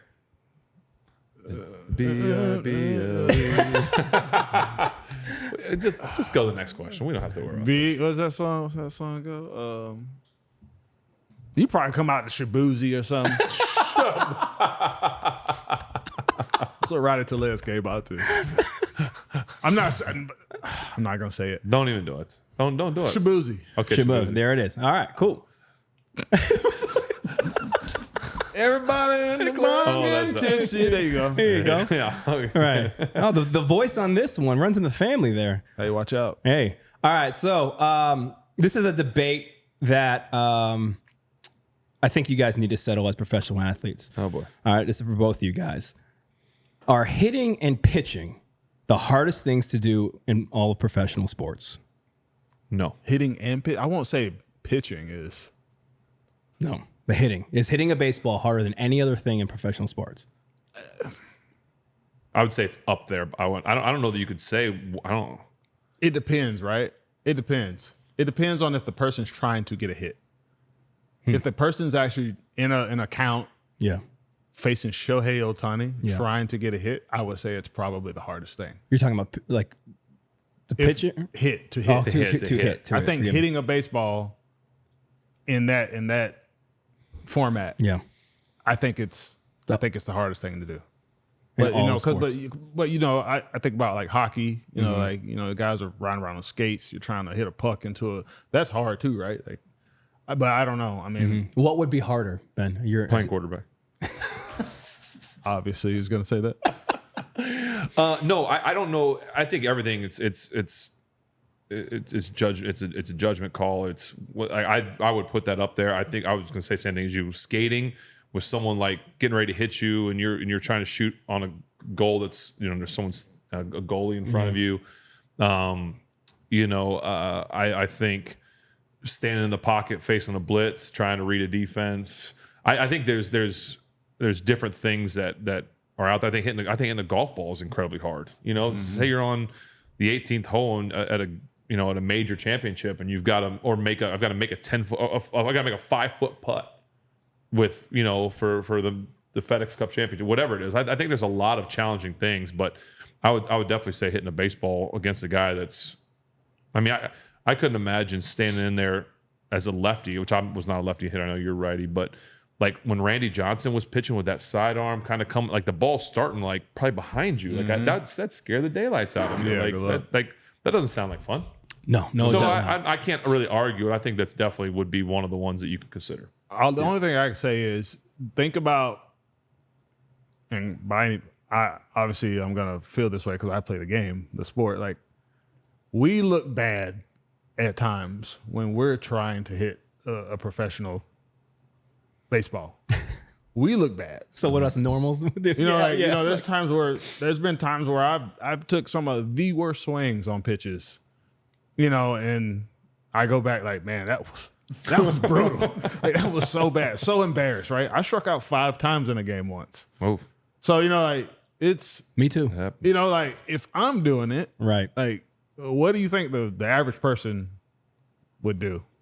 That's a great perspective. They need to come back out with a pros versus Joes. Is what Yes, they need to that's do. exactly. Yes, I that's know. exactly what I was That's thinking. all when you that they mentioned need that. to do. They need to do that again. Yeah, that would be, especially now because a lot of these sports have, I feel like, evolved into they're faster. athletes are bigger, they're stronger. Like the game just moves so much faster. They need to put them in the actual situations too, not just how the old pros versus Joes be like, all right, he's facing pool holes, or all right, he has a football and Bottom of he's ninth, trying to throw it through. World Series, like and put them in the actual situation. That's the pros versus Joes I want to see. Like, yes, I want the stand. I want the stadium to be packed. I want like the Something whole on situation. the line. where's that whole Netflix show? Come on, guys. They Someone riding a bull. need to do that. Riding a bull. Yeah, riding a bull might be one of the Yeah, tougher I things to was gonna do. say Riding a Yeah. bull And would be- finding the biggest trolls on the internet Yeah. too, and make making them do That'd be it. awesome. Oh, Get yeah. in the octagon. So I'm saying just call it yeah. receipts That'd and be just fun. pull them out. Oh and, like, yeah, they have to sign their life away, but yeah, for real. Dana White would do something like that, I would imagine. Yeah. Cool. And this is an interesting question from Zville on YouTube. Is there any pressure on other Pittsburgh sports teams, do you think, because of the Steelers' winning history? Is that anything that you felt on your side just because of the legacy? I don't think so. I think the fan bases they're smart enough. They have a good enough understanding of all sports here, and I don't think there's that pressure to where it's like, oh, well, we need to do as well as what the Steelers have done, or even the Pens have done. We need to be just as good as them. Like, I don't think. I think we're in our own category. I think every team is in their own category. It does make it a little harder, go back 2009. You go back to that year. You got Steelers, you got the Pens, and then Pirates are kind of there like, well, we just want to go to one of their parades, like, Just happy to be here, man. Just happy to be here. like, but there that does happen, but I don't think it's necessarily a pressure thing. It's more of a like, man, it'd be great to do what they've done.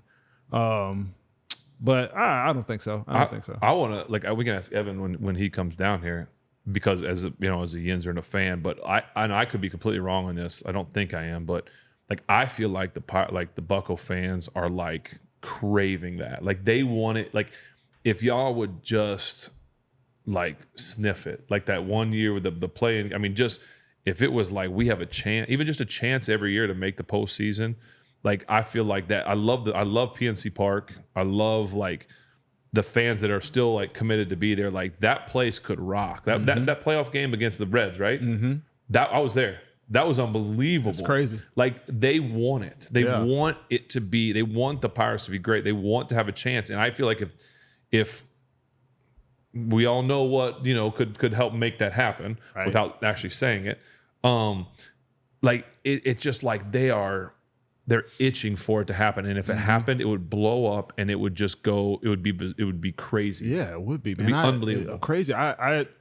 So I was at the game. Steelers versus Jets this year, and fourth quarter comes around, terrible towels come out, and I know David Bednar, who is from Mars, like he the crowd was going crazy. They're all loud, it was quite the scene. And then I sent him a text, and I'm like, bro, this is basically what we could have. Mm-hmm. We could have this too. Like 2013, you can correct me if I'm wrong. It was a Steelers crowd at a baseball game. That's how crazy it was, and it's a small stadium, right? So it was rocking. So I'm just saying, man, it can happen, man. It's just they're ready for it. Oh, It's perfect. speaking timing. about ready for it. I got you. We lost a lot. Yeah, We just lost a line. That's all. Not being a Pittsburgh native, I have heard just stories about Pirates playoff. Okay. And a lot of those stories come from this lovely gentleman back here, Chef Evan. Chef Evan. Yeah, that's your mic right there, brother. Sorry, I didn't have a stand for you. Go ahead, and I got your mark down there too. Evan, this is Cutch. How are What you you? doing, man? Good. How are you? I'm good, Wait, man. listen, this is like perfect timing. Okay. Do you want to tell us what we're eating first? Because I have a question for you, like a legit Yinzer question. Okay. Do you want to tell us first? Sure. Okay, tell us. Up top, those are pulled pork tostadas with roasted garlic. What's the difference between a tostado and a taco? A tostada is a fried shell, so it's like a regular taco shell, but it's open face as opposed to closed. Okay. A little bit of sour cream and barbecue sauce on there. It's a lime barbecue sauce. And then right here, the sandwiches, they are pickled chicken sliders with a little bit of pimento cheese on there. and then some potato skins with bacon, jalapeno, and smoked cheddar cheese. Cutch is a vegetarian.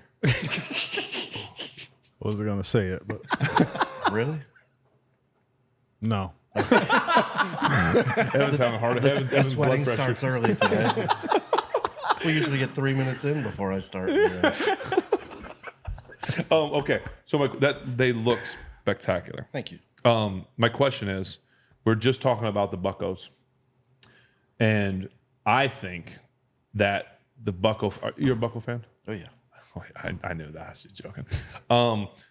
I think that they're dying for the Pirates to be good. Like if it was just like we're so close, like if we get to the postseason every year, like they would go nuts for a winner. I mean, we saw the Cueto game whenever the what whole you're just town talking of about. Pittsburgh was out there, and I was there. you get chills thinking about it. Just the See, energy that he comes gets from chills. this town. I don't get the chills, but he I gets do. chills. I know you do. That's yeah. what I'm saying. That's what I'm saying. Like they're dying for what is it going to take them? Oh man. Say it. No, don't. I don't know. if You we can have say it. enough Go time. ahead. He said we don't have enough time. give me two things that would give us, besides bring Andrew McCutchen back, what would get us to the top? I don't want to pick the low hanging fruit that every Inzer goes after nutting, because I mean that's part of it, but at the same time, you got to have the bullpen ready. There's so many things that go into it. But it all comes back to the ownership. I mean, to an extent, yeah, you got to be willing to spend money to win. Even like the small market teams like Milwaukee and stuff like that, they're small market teams, but they go out and get guys when they can, and guys that make a difference. And you get a bunch of those young guys that can make a difference like that, then that changes everything for the team. Y'all heard it here first. I concur, Evan. I concur. People are going to, I mean, people already love you. Well, and now they're going to be like, we want National- more Evan. yeah, We should national express that treasure. these are just my opinions. Yeah. These are not the opinions of football. of the program. Yeah. Of the program. I'll co-sign what you just said. I'm not going to appreciate it. disagree with you. I'm not going to disagree with you. I'm not going to say we need a new owner. I wouldn't say that, but I think that we would love to see a winner around here. Correct. I would love that- to see a winner. Because Right that there. game was unbelievable. It's That phenomenal. I was like they were chanting Cueto, and he melted down.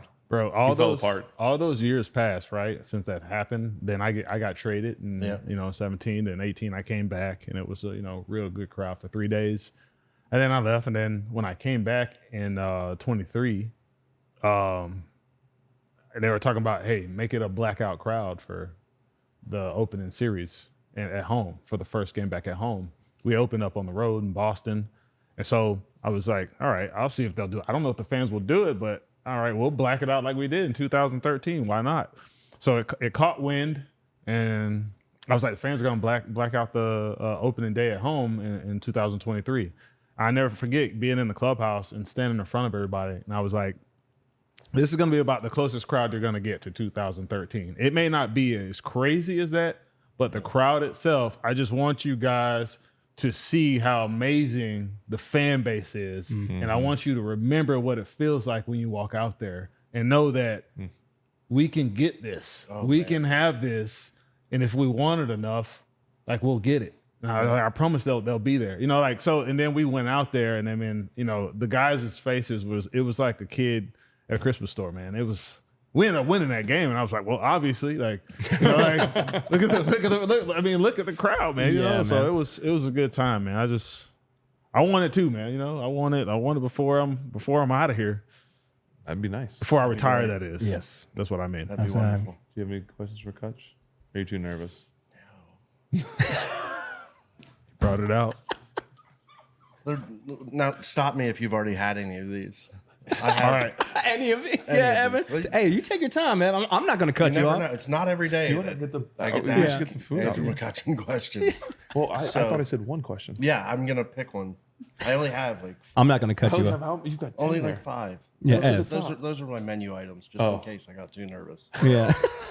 You forgot what you made. Like It's last week, you forgot. Yeah, it's like public speaking in like high school. This is what it makes me feel like class. You know what we'll do next week? We'll that? get big posts behind the you camera. want We'll get the big cue card the guy? Cue cards. That's no. No. We gotta riff. We gotta go Yeah. off. We got a rip. That's it. A little rat-a-tat. You know what I mean? It's That's like what makes jazz. it. That's what. Okay, Yeah. sorry. Go ahead. Do you have a pregame meal? Pre-game meal, good question. Yeah, great question. It's a good question. And Second part, can I cook that? Can I cook it for you? When can I make it? All right, perfect. I know Chef Tony back. He's the team chef. Not anymore. Get him out of here. Actually, we were not getting rid of you, Evan. Yeah, honestly, I'm real simple, right? So I don't really eat. I used to anyway. I used to do this. I don't do it anymore, but I used to always just do a grilled chicken sandwich Okay. and with some cheese on it, like, and that's it. Like I would eat that Bread or no bread? bread. Okay. So I would eat that especially if I had a good game. I'd go in the next day. Hey, French you know fries? No, Nothing just the else, sandwich. just that. Yeah, and I would eat that. Like that was all I ate. Kind of like this, sort of. Yeah, maybe. in a I mean, sense. probably not pimento cheese on it. No. You never know. Never know. He might, Not this might that be his fancy. new one. Yeah. It might be. Oh boy. Here we go. All right. You got another one here. What's your favorite place to play besides PNC Park? We talked about Denver. I do like playing in Denver against the Rockies. I like that stadium a lot. Is it because the altitude, the ball goes further? Yeah, it's like a golf ball, man. And so I hit my furthest home run of my career there this year. It was in Not it the was first in home run of Denver. your career, but first home Furthest. run in Furthest. Denver. Furthest. Furthest. I guess Furthest. Ooh. Yeah, Wow. Furthest What was the one. number? I forget. 655. I wish. I don't know. What's It was like 440 something. Still. So I mean, that was if you're gonna get one, that's the one. That's the one to get. Is Yeah. yeah. That's good. See, that's what we don't have in football. Like people ask me all the time, like, where's my favorite place, least favorite? I have to pick it off like what kind of the grass is like good low grass. We never have any like no one wants to go to Denver because I can throw it further. Right. I should though. Yeah. Oh well. All right, Evan, one more. Come on, it's got to be the best one Oh boy. because we're hungry. I know. I get it. That's the only reason. Do you have a preferred spot in the lineup? Man, that's a good question. So I've That was hit, great. That was actually the next fan question. hit So first. look I've at hit- you. really? Yeah. Sorry, I've hit man. first, you're good. second, third, fourth, and sixth. So honestly, this is gonna sound crazy for a lot of people. I love sixth. Why is that? Sixth? Why? Sixth unique. because one, when you're hitting first, second, and third, you're right away. You're in there right away. You feel like the game's just like constantly moving.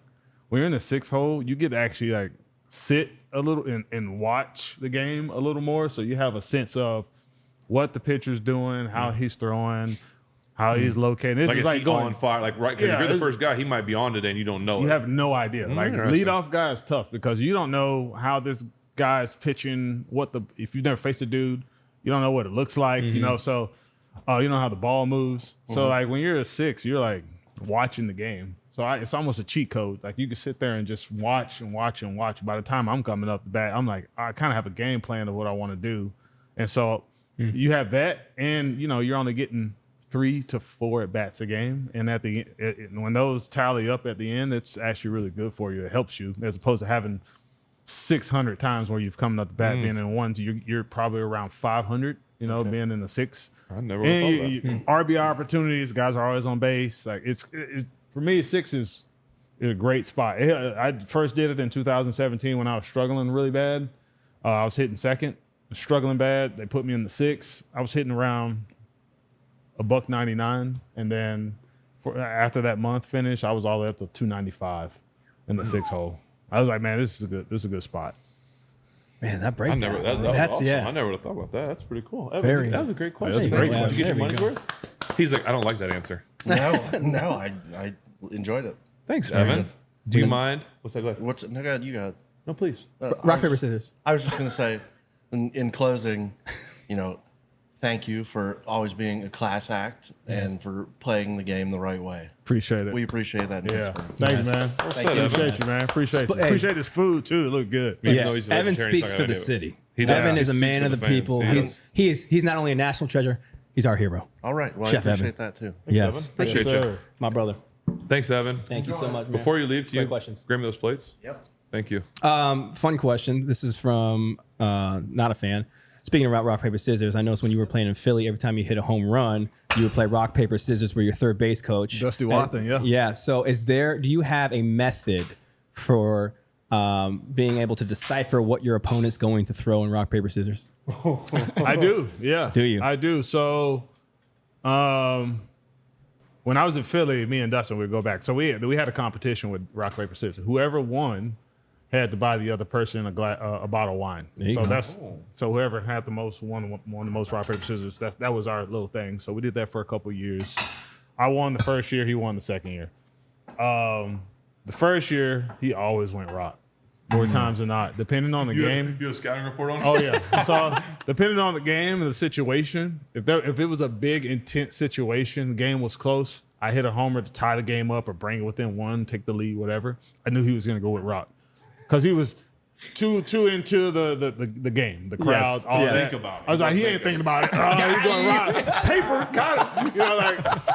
So then so I always got it. But then I don't know, man. He figured me out. I don't really know what he did, but we got Rebello for the Pirates at third.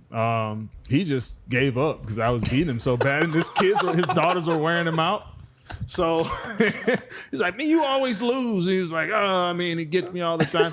So he just now every time he just does rock. He's just like rock every time. So I just got him. I just go rock back. I'm like, all right, yeah. And so I try to be a team player.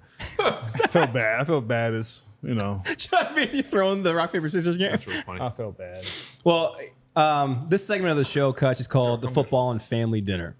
All right, and so basically what this is we have Chef Evan prepare some food, and we take a time to kind of just catch up with stuff that's going on in the week that's not necessarily sport related. All right, it just has to do with our family, has to do with our faith, and we just touch base in that, and it mirrors what we do in our personal lives. All of us here, including yourself as well, obviously husbands and fathers, and this is something that we implement into our own families, and we want to share with the Footballin family that watches and listens to this show. So typically what we do is Jared here will present just something he found throughout the week. Jared owns an organization called Dad Tired, and they are dedicated to helping dads become better dads. All right, if I could say it shortly. Correct me if I'm wrong here, Jared, if I get any of these details incorrect.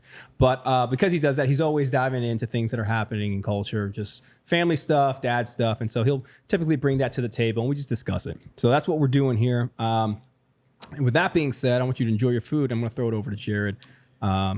To get us going, what you need over there? At some point. Oh yeah, we can do that too. You want to do that That'll first? help. Do you want to do that first before we do this? Whatever. Yeah.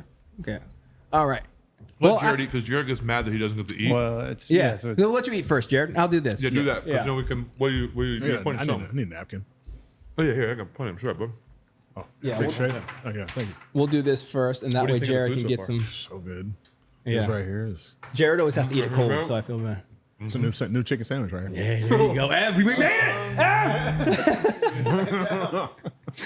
All right, so this is the second beer of the episode. And the reason we're doing this is because it's got a family story to it that Right. leads into more family. Right.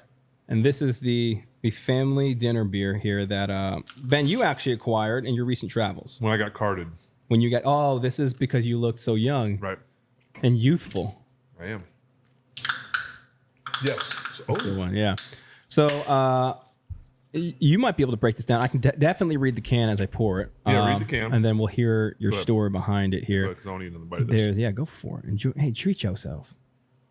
I'll go ahead and pour these and pass this down. As I'm holding it, I don't know the information of it, but what I can see based upon the can, got a little honeycomb here. My guess is that this is going to be a mead of sorts there, Ben.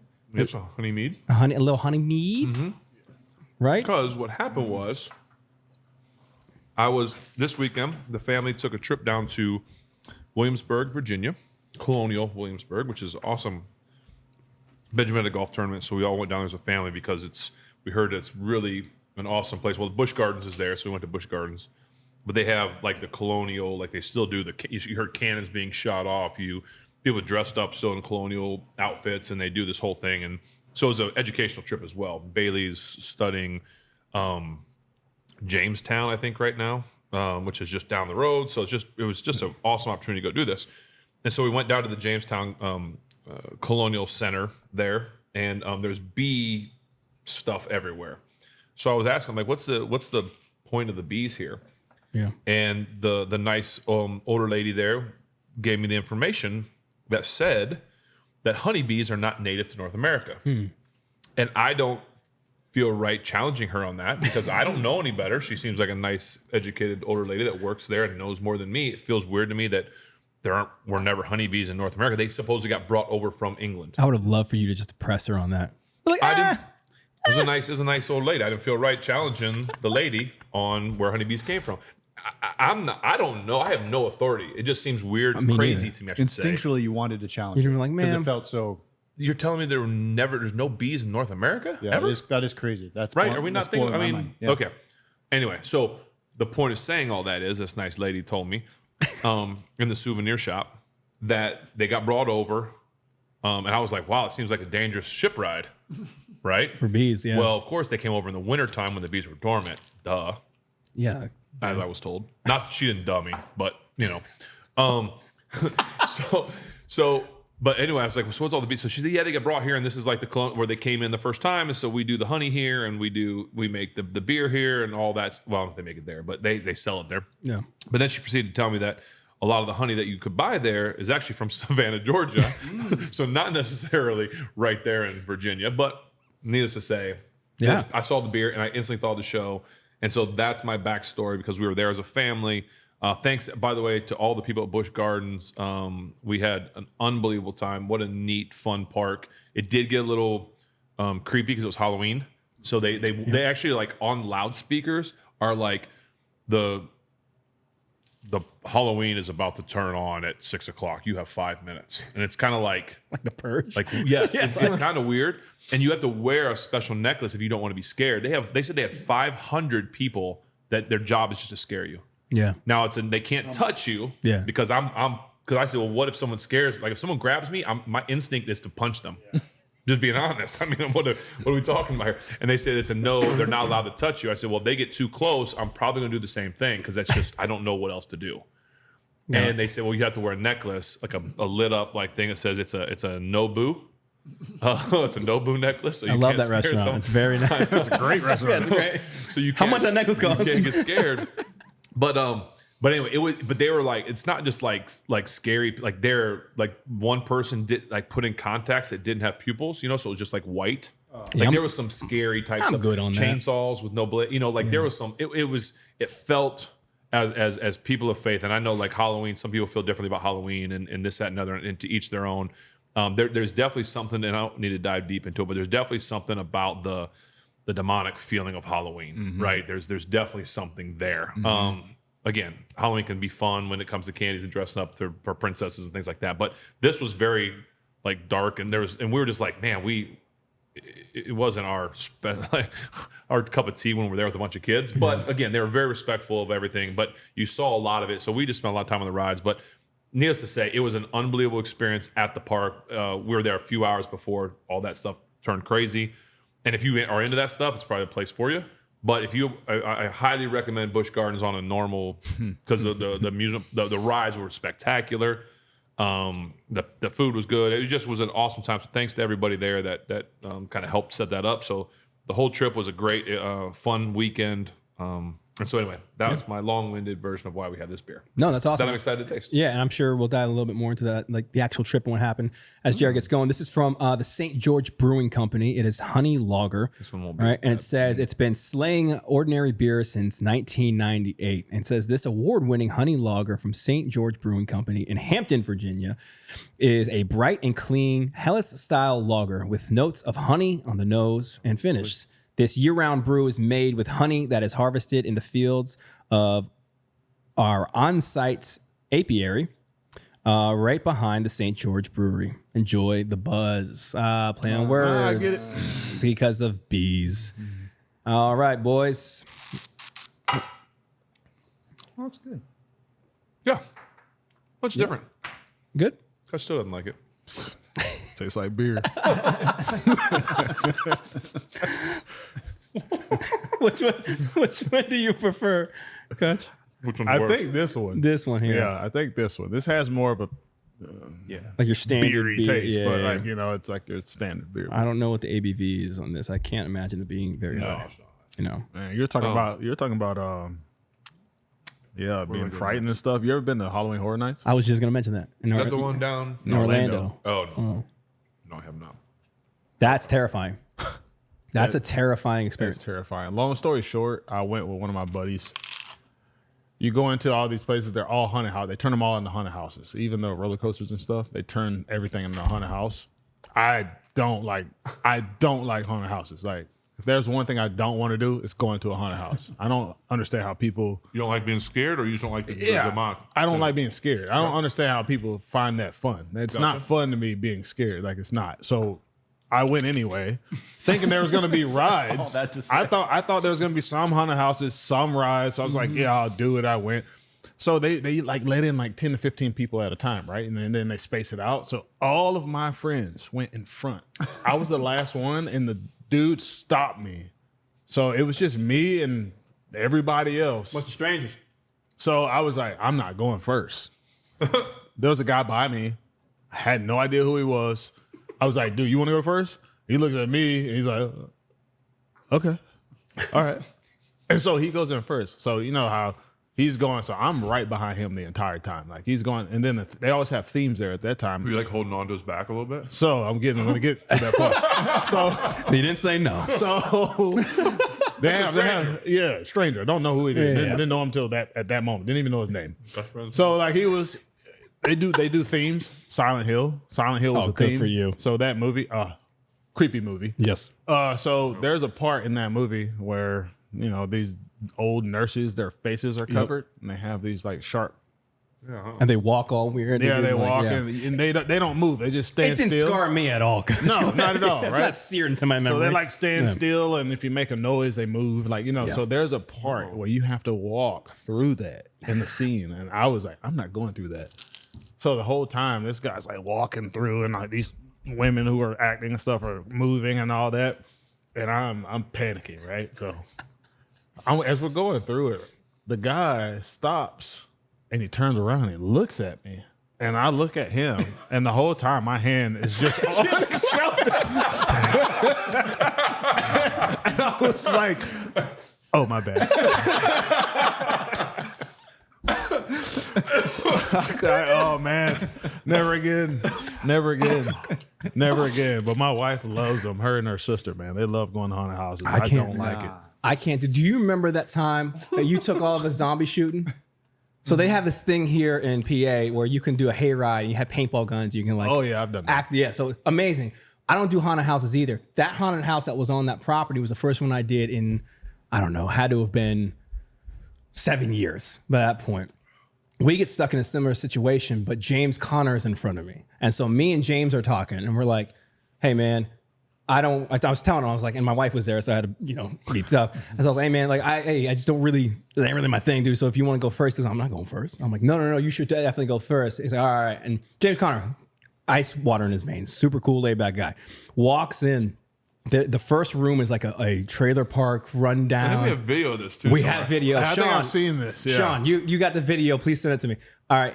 The thing pops out. James Conner jumps backward into me and sandwiches me into the wall and then grabs his shoulder. I was like, oh no, dude, did we just break James Conner's leg? Before, like, it was like during the season, right? So, but it was one of those things. He looks back at me and it tries to swap with me. My wife goes forward and leads the rest of the way, dude. So it's me, my wife, our buddy Sean, and then it's my wife, our buddy Sean, and then me and James Conner in the back. I left her out there. That's that one's on me. Sorry, babe. Yeah. Hey, I remember that footage is hilarious. Yeah. He jumped back Because he and like hurt himself. Hey James, listen. You're my boy. I'm not saying that you weren't scared. We're all gonna be scared, bud, but that was funny. You got extra scared. Well, I think I mean, I don't want to. It was kind of graphic. Something scary jumped out. I'll say It that. is. Yeah. Anyway. So All right, sorry. That being said, Another family dinner at Jared. What are we doing? Yeah, let me turn this to godly things. Yeah. Holy cow. Hey, if anybody can do it, Jared. Take us from dark to light, baby. It's like salvation. Where we at? You know what I mean? All right, so yesterday I'm on the plane, and today is election day. I don't know if you guys knew that. It's big, big day. Yeah.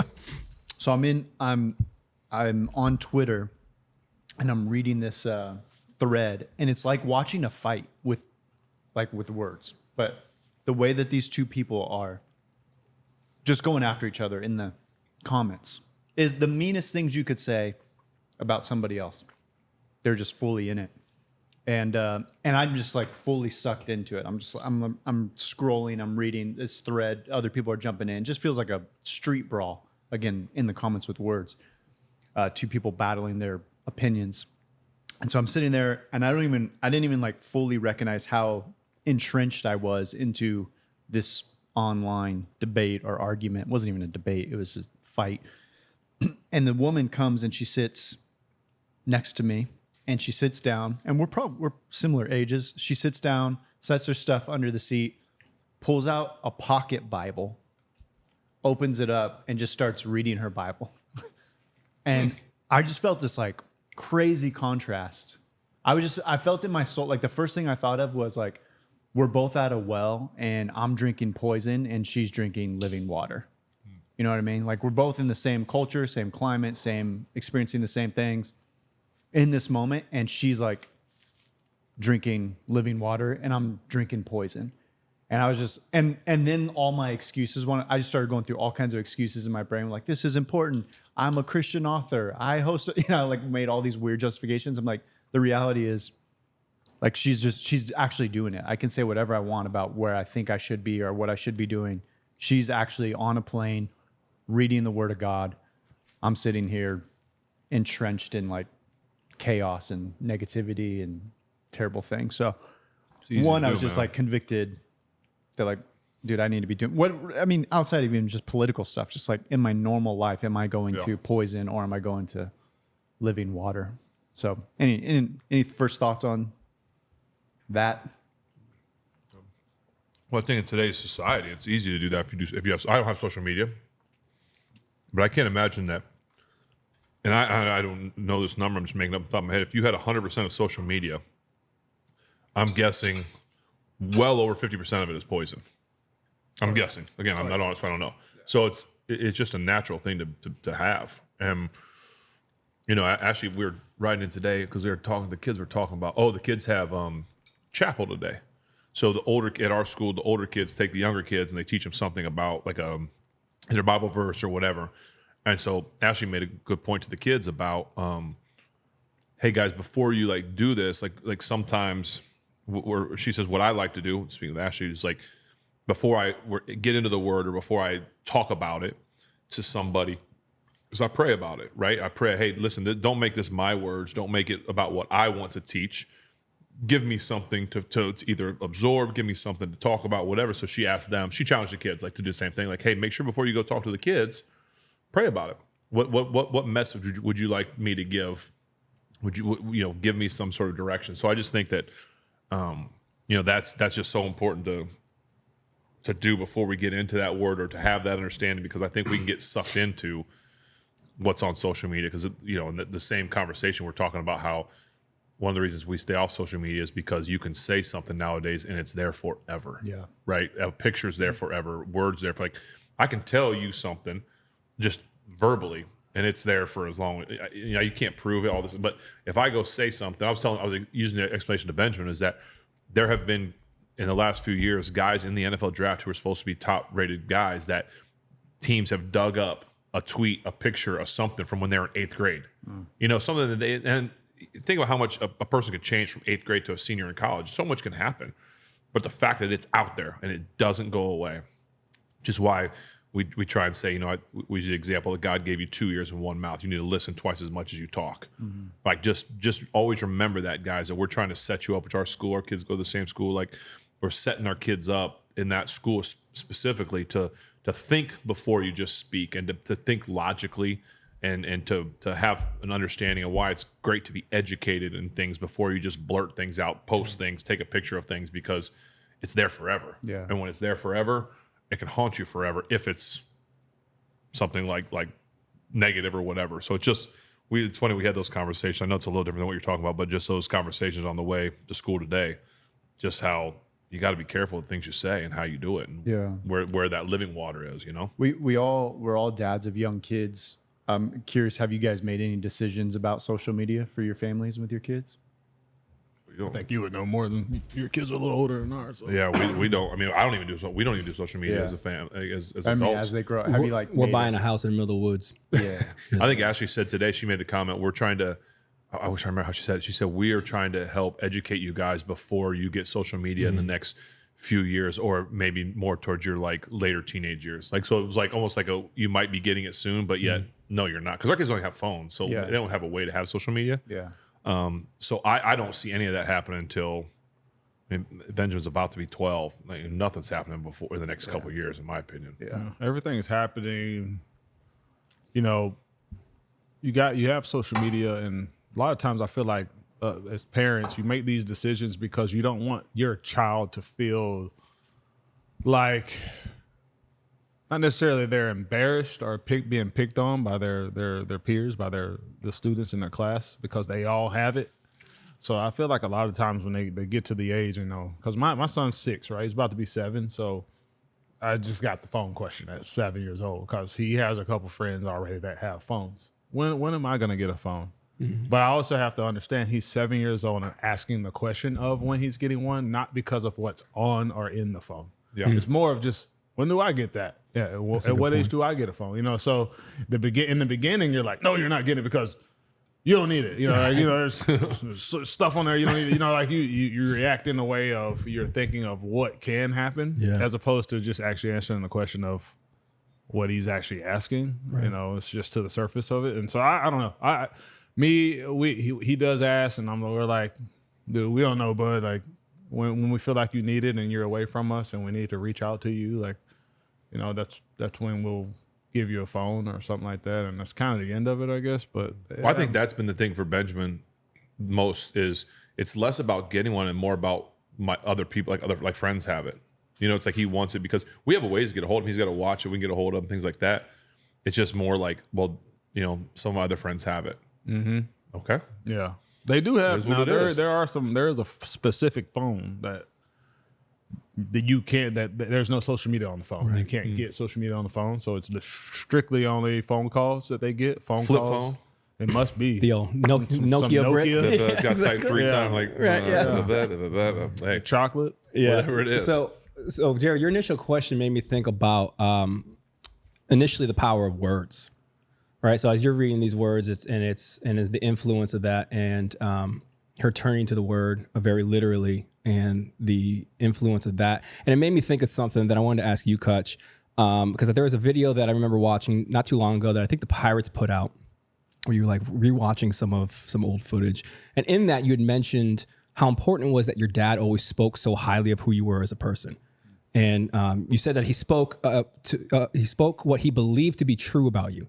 And he even went so far to share how he believed that you were going to make a difference in this world. And you concluded that by saying how the fact that he did that could have been the reason why a lot of these things actually came into fruition. So I'm curious, like you as a dad now, you're clearly like compassionate, wise, empathetic man. I've got to know that about you and the times that we've been able to spend time together. I'm curious as a father, what are some things that you're beginning to see in your own kids that you want to make a point to vocalize to instill that same level of confidence in them? Yeah, that's a good question. I mean,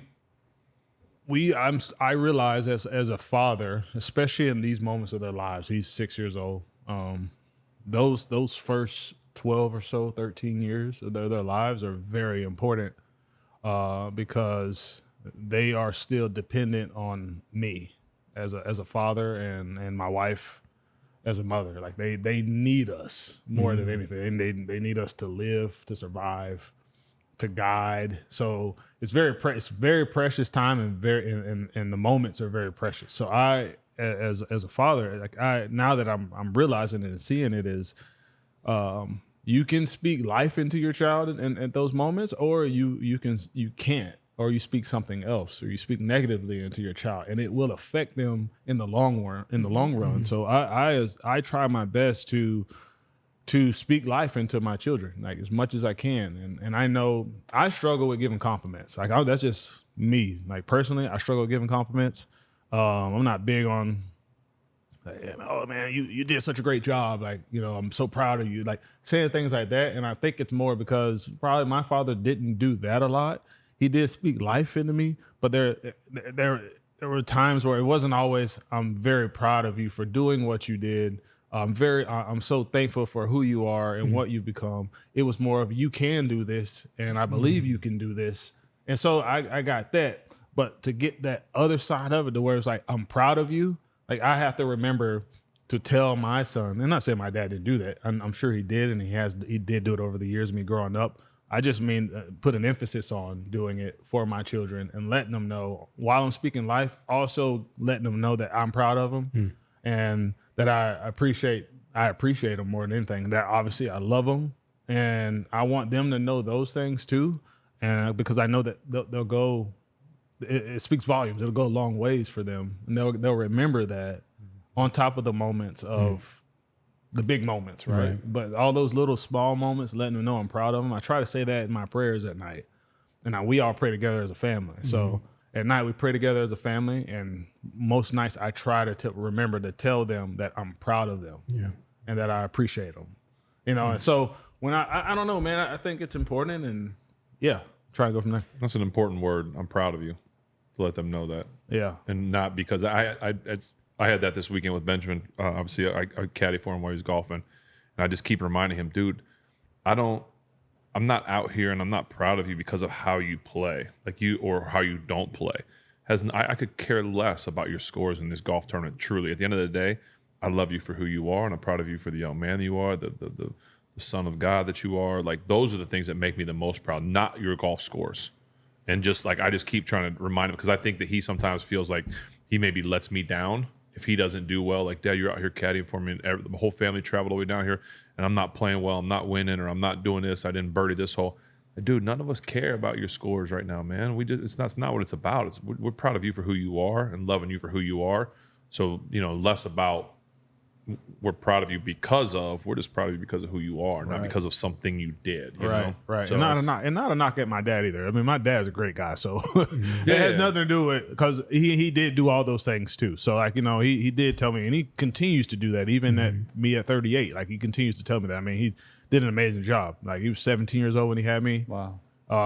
And for him to go through what he went through at 17, like, I just thought about it like the other day. I was like, man, it's crazy, because at the age that I am now, I was in the big leagues. I was in the major leagues, and my dad was 38. And I think about that. I'm like, man, that's crazy to think he had a 22-year-old son, in the big leagues, and he's 38. It's just like thinking about that, like basically like 21, 22, about to be in the big leagues and in the big leagues. Like, man, he did a great job, man. So yeah, it's amazing to think about. Well, that's something too that I've even mentioned to Ben.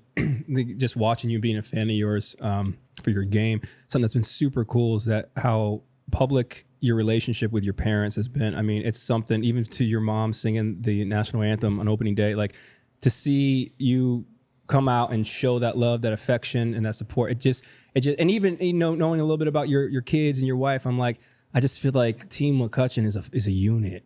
You know what I mean? And you see that generationally. And I think that's something that might be lost, because my parents got divorced when I was real young. Didn't really know. I mean, I have a good relationship with my biological father now, but like, me and my wife say this all the time. They're like, yo, Team Tails kind of starting here. What we are, what this last name means, is kind of starting here. And to see somebody who's a hero to so many people have like a generational example of that, dude, I just don't know that we'll ever, till we get the glory, we'll see that, how powerful that is. Yeah. You know what I mean? Yeah. You create, it's your destiny, and you create it by the things that you say and the things that you do. You create that. Don't use the excuse of, which I'm sure you guys have learned and don't do, because of how I was raised. That's why I react. That's why I do what I do. That's why I say things. That's why I don't give compliments. That's why, it's like, you have the choice and the power yourself to break that and change it. So do it. It's strictly a decision. So that's what I try to do, like, for myself and for my children. And I try to be the best version of myself that I can be for my kids. And we all fall short, but that's why we have God on our side to pick us up and help us and be with us. Well, yeah, man, that's beautiful. And that's something that I would say, I used to have the opportunity to go travel and speak a lot, what Jared's getting to do now. And when I would share that, I would always say, like, at some point in time, we have to stop being the victims of past generations and start being the foundations for future ones. And it's just that. It's that example of, like, hey, sometimes all that stuff that happened before you has to land on your shoulders. But if we can carry it as men of God, men of our family, then my daughters won't have to. Right, your children won't have to. Jared's been, and so I just think, man, I commend you. Like, obviously, it's cool to chop it up about ball, and like you're phenomenal. I mean, you should be in the Hall of Fame when that time comes. That's a layup, I think. But to see and get a glimpse behind the curtain of the man you are, I think even more people would celebrate you if they knew more about that. Oh yeah, definitely, man. Definitely, So, appreciate that. It's encouraging. I know I offered up a challenge this last week to you guys. I also, Cutch, last week I challenged everybody. I challenged these guys. Part of our family dinner was talking about praying for our wives, and so I offered up a challenge that we would try and do it every day for this week before we came up. So I was just obviously you failed because you didn't do anything. But no, just checking in with you guys. I'll go first just because we started strong early in the week, and then when we traveled, when you're on the road, you're trying to get kids in bed, and you're in a hotel, you're in this bed, and it just, I would say that the first half of the week, we did it, and we made it happen, even when it wasn't convenient. I'm like, nope, I challenge the guys, I got to do it. So I will hold myself accountable and say that we did good early in the week, and I failed later in the week. So I apologize for failing you guys, for letting you guys down. Unforgivable. I know. Forgive me.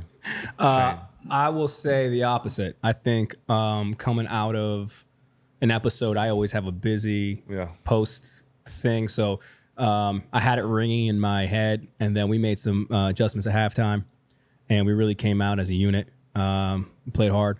I had a good couple days there where my wife took our youngest daughter to get blood work as we're on this journey with her. And so that was a easy reminder to pray for her through that process. And I got a couple more, and then life comes. So I'll say we're going to do 7 days since the challenge. I think I got 3 or 4. That's where we were. I think 3. Definitely 3. I might have trickled one in during dinner. I can tell by someone's face down there that he probably did 14 in 7 days. We did 3 days. Yeah. Okay. No, okay. So I prayed twice with my wife over the last 7 days. That's how bad I failed this week. What's crazy though is I thought about it every single day, and there were times where I intentionally didn't take the bold action to do it. Yeah. There was 2 times where I'm like, I could tell she was feeling stressed about something, so I just went over, put my arm around her, prayed for her right there. And then the other times I thought about it, but I got in my head about it. I was like, is she going to think I'm just forcing this? Is this going to stop feeling special to her? Is she going to think, my wife's so smart that I was like, she's going to catch on to me. I don't ever pray with her. Figure me out. She's going to get me. In 15 years of marriage, I haven't prayed with her every day. So if I start praying with her every day, I know she's going to be like, What'd you one do? eye open, what are you It's doing? funnier Why that are you doing thought she would figure that out and be like, no, don't do it. I know. No. Dude. I got in a weird spot in my head. I literally thought about it every day, but pulled the trigger twice. Yeah. So Well, hopefully you guys out there were better than us. I saw one guy on the comments said that his wife and either him and his wife were going through a tough time, or his wife was going through a tough time, and he grabbed her and prayed over her, and it made it he said he felt her get lifted or whatever. So at least someone did something out there. That's good. That's the point of this all, man. It is. That's the point of this all. Well, with that being said, Jared, thank you, man, for bringing that in. I think you foster great discussions, brother. I'm grateful for your presence here on the show, your friendship here in real life, and your insight and your wisdom. I'll use this as another shameless plug for your thing because you won't ever plug your stuff, so I'll do it for you. Dad Tired is an organization that Jared runs. They make resources. He does a podcast.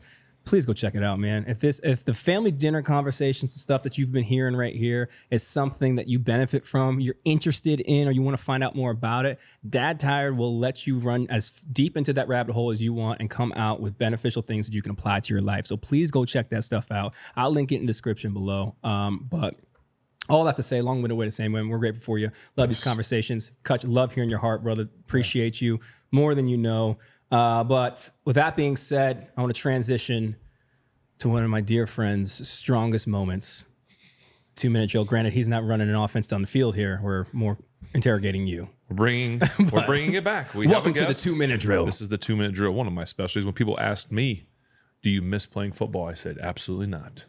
But I do. If there was a part I missed, it was that Sunday night, Monday night feeling. The fireworks are going and the juices are flowing, and or having the ball in the 2-minute drill.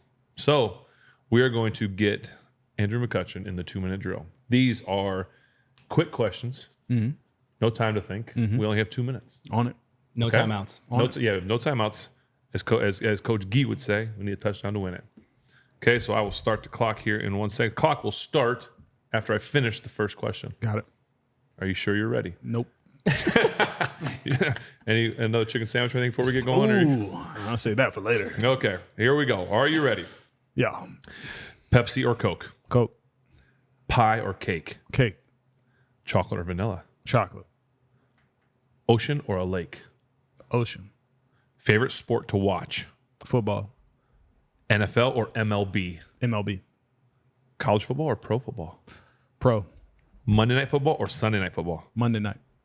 Car or truck? Truck. Of course, because you have the biggest truck in the world. Stolen base or a home run? Homer. 100 mile an hour from a righty or a lefty? Lefty. Cheese pizza or pepperoni? Pepperoni. Steak or chicken? Steak. We're getting close to the end. Do you call it pop or soda? Soda. Game-winning touchdown catch or a walk-off homer? Walk-off homer. Baked potato or mashed potato? Mashed potato. City guy or country guy? Country guy. Chips Ahoy or Oreos? Chips Ahoy. Boo. I know. Gold glove or a triple crown? Triple Crown. Karaoke or Guitar Hero? Karaoke. Hot wings or barbecue wings? Barbecue wings. Done. I disagree with quite a few things in there. The but Chips Ahoy Oreo. I know that's it. Yeah, I know. Yeah. We might have to scrap this whole episode, Cutch. I'm sorry, man. I was always told to dare to be different. So Hey, you are. yeah, that is. Cutch, thank you. I'll let Spence land it, but thank you so much for. I'll echo what Spence said. Not just for coming on the show. It means a lot that you'd be here to do this. man, appreciate it. But being who you are, being an amazing husband and father, a son of Jesus Christ, a believer, and just a great example of all things that Pittsburgh, and not just Pittsburghers, but just people need to role model and try and be like that. You. So Yeah, man. thank you for doing that. Don't ever change. I know you won't. I'm looking forward to you being my soon-to-be kind of neighbor. oh yeah, maybe. Some point, maybe. Maybe. We'll see. Long way to go for that, but you never Till know. then, keep inviting me over, man. Crib nice. Yeah, you might just be able to move in here, man. I don't Right. know. Like, Hey, Put me on the couch. I'm It's easy. almost time. We got to take that jersey. Remember, we only put that jersey up. To Oh, yeah, showing yeah, up. we Get change that it out. jersey down. changing out with Jared's Yes. jersey from high school. No, but yeah, you're welcome over anytime, bud.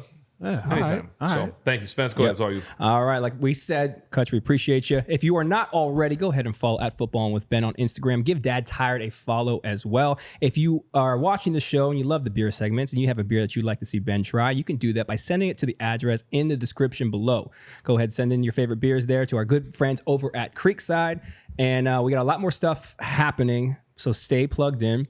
Obviously, like, subscribe if you're not already. I think we might be bringing back some live streams. So we'll have news for you about that coming up as well. It's another great reason to stay plugged in. Other than that, you know what else? oh, what else? Next week's episode, Yes. tentatively, is going to be a special episode. Nothing else I'm saying. Oh my goodness. So special. Just special. Yes. All right. Well, that being said, we appreciate you more than you guys know, and we will see you next week.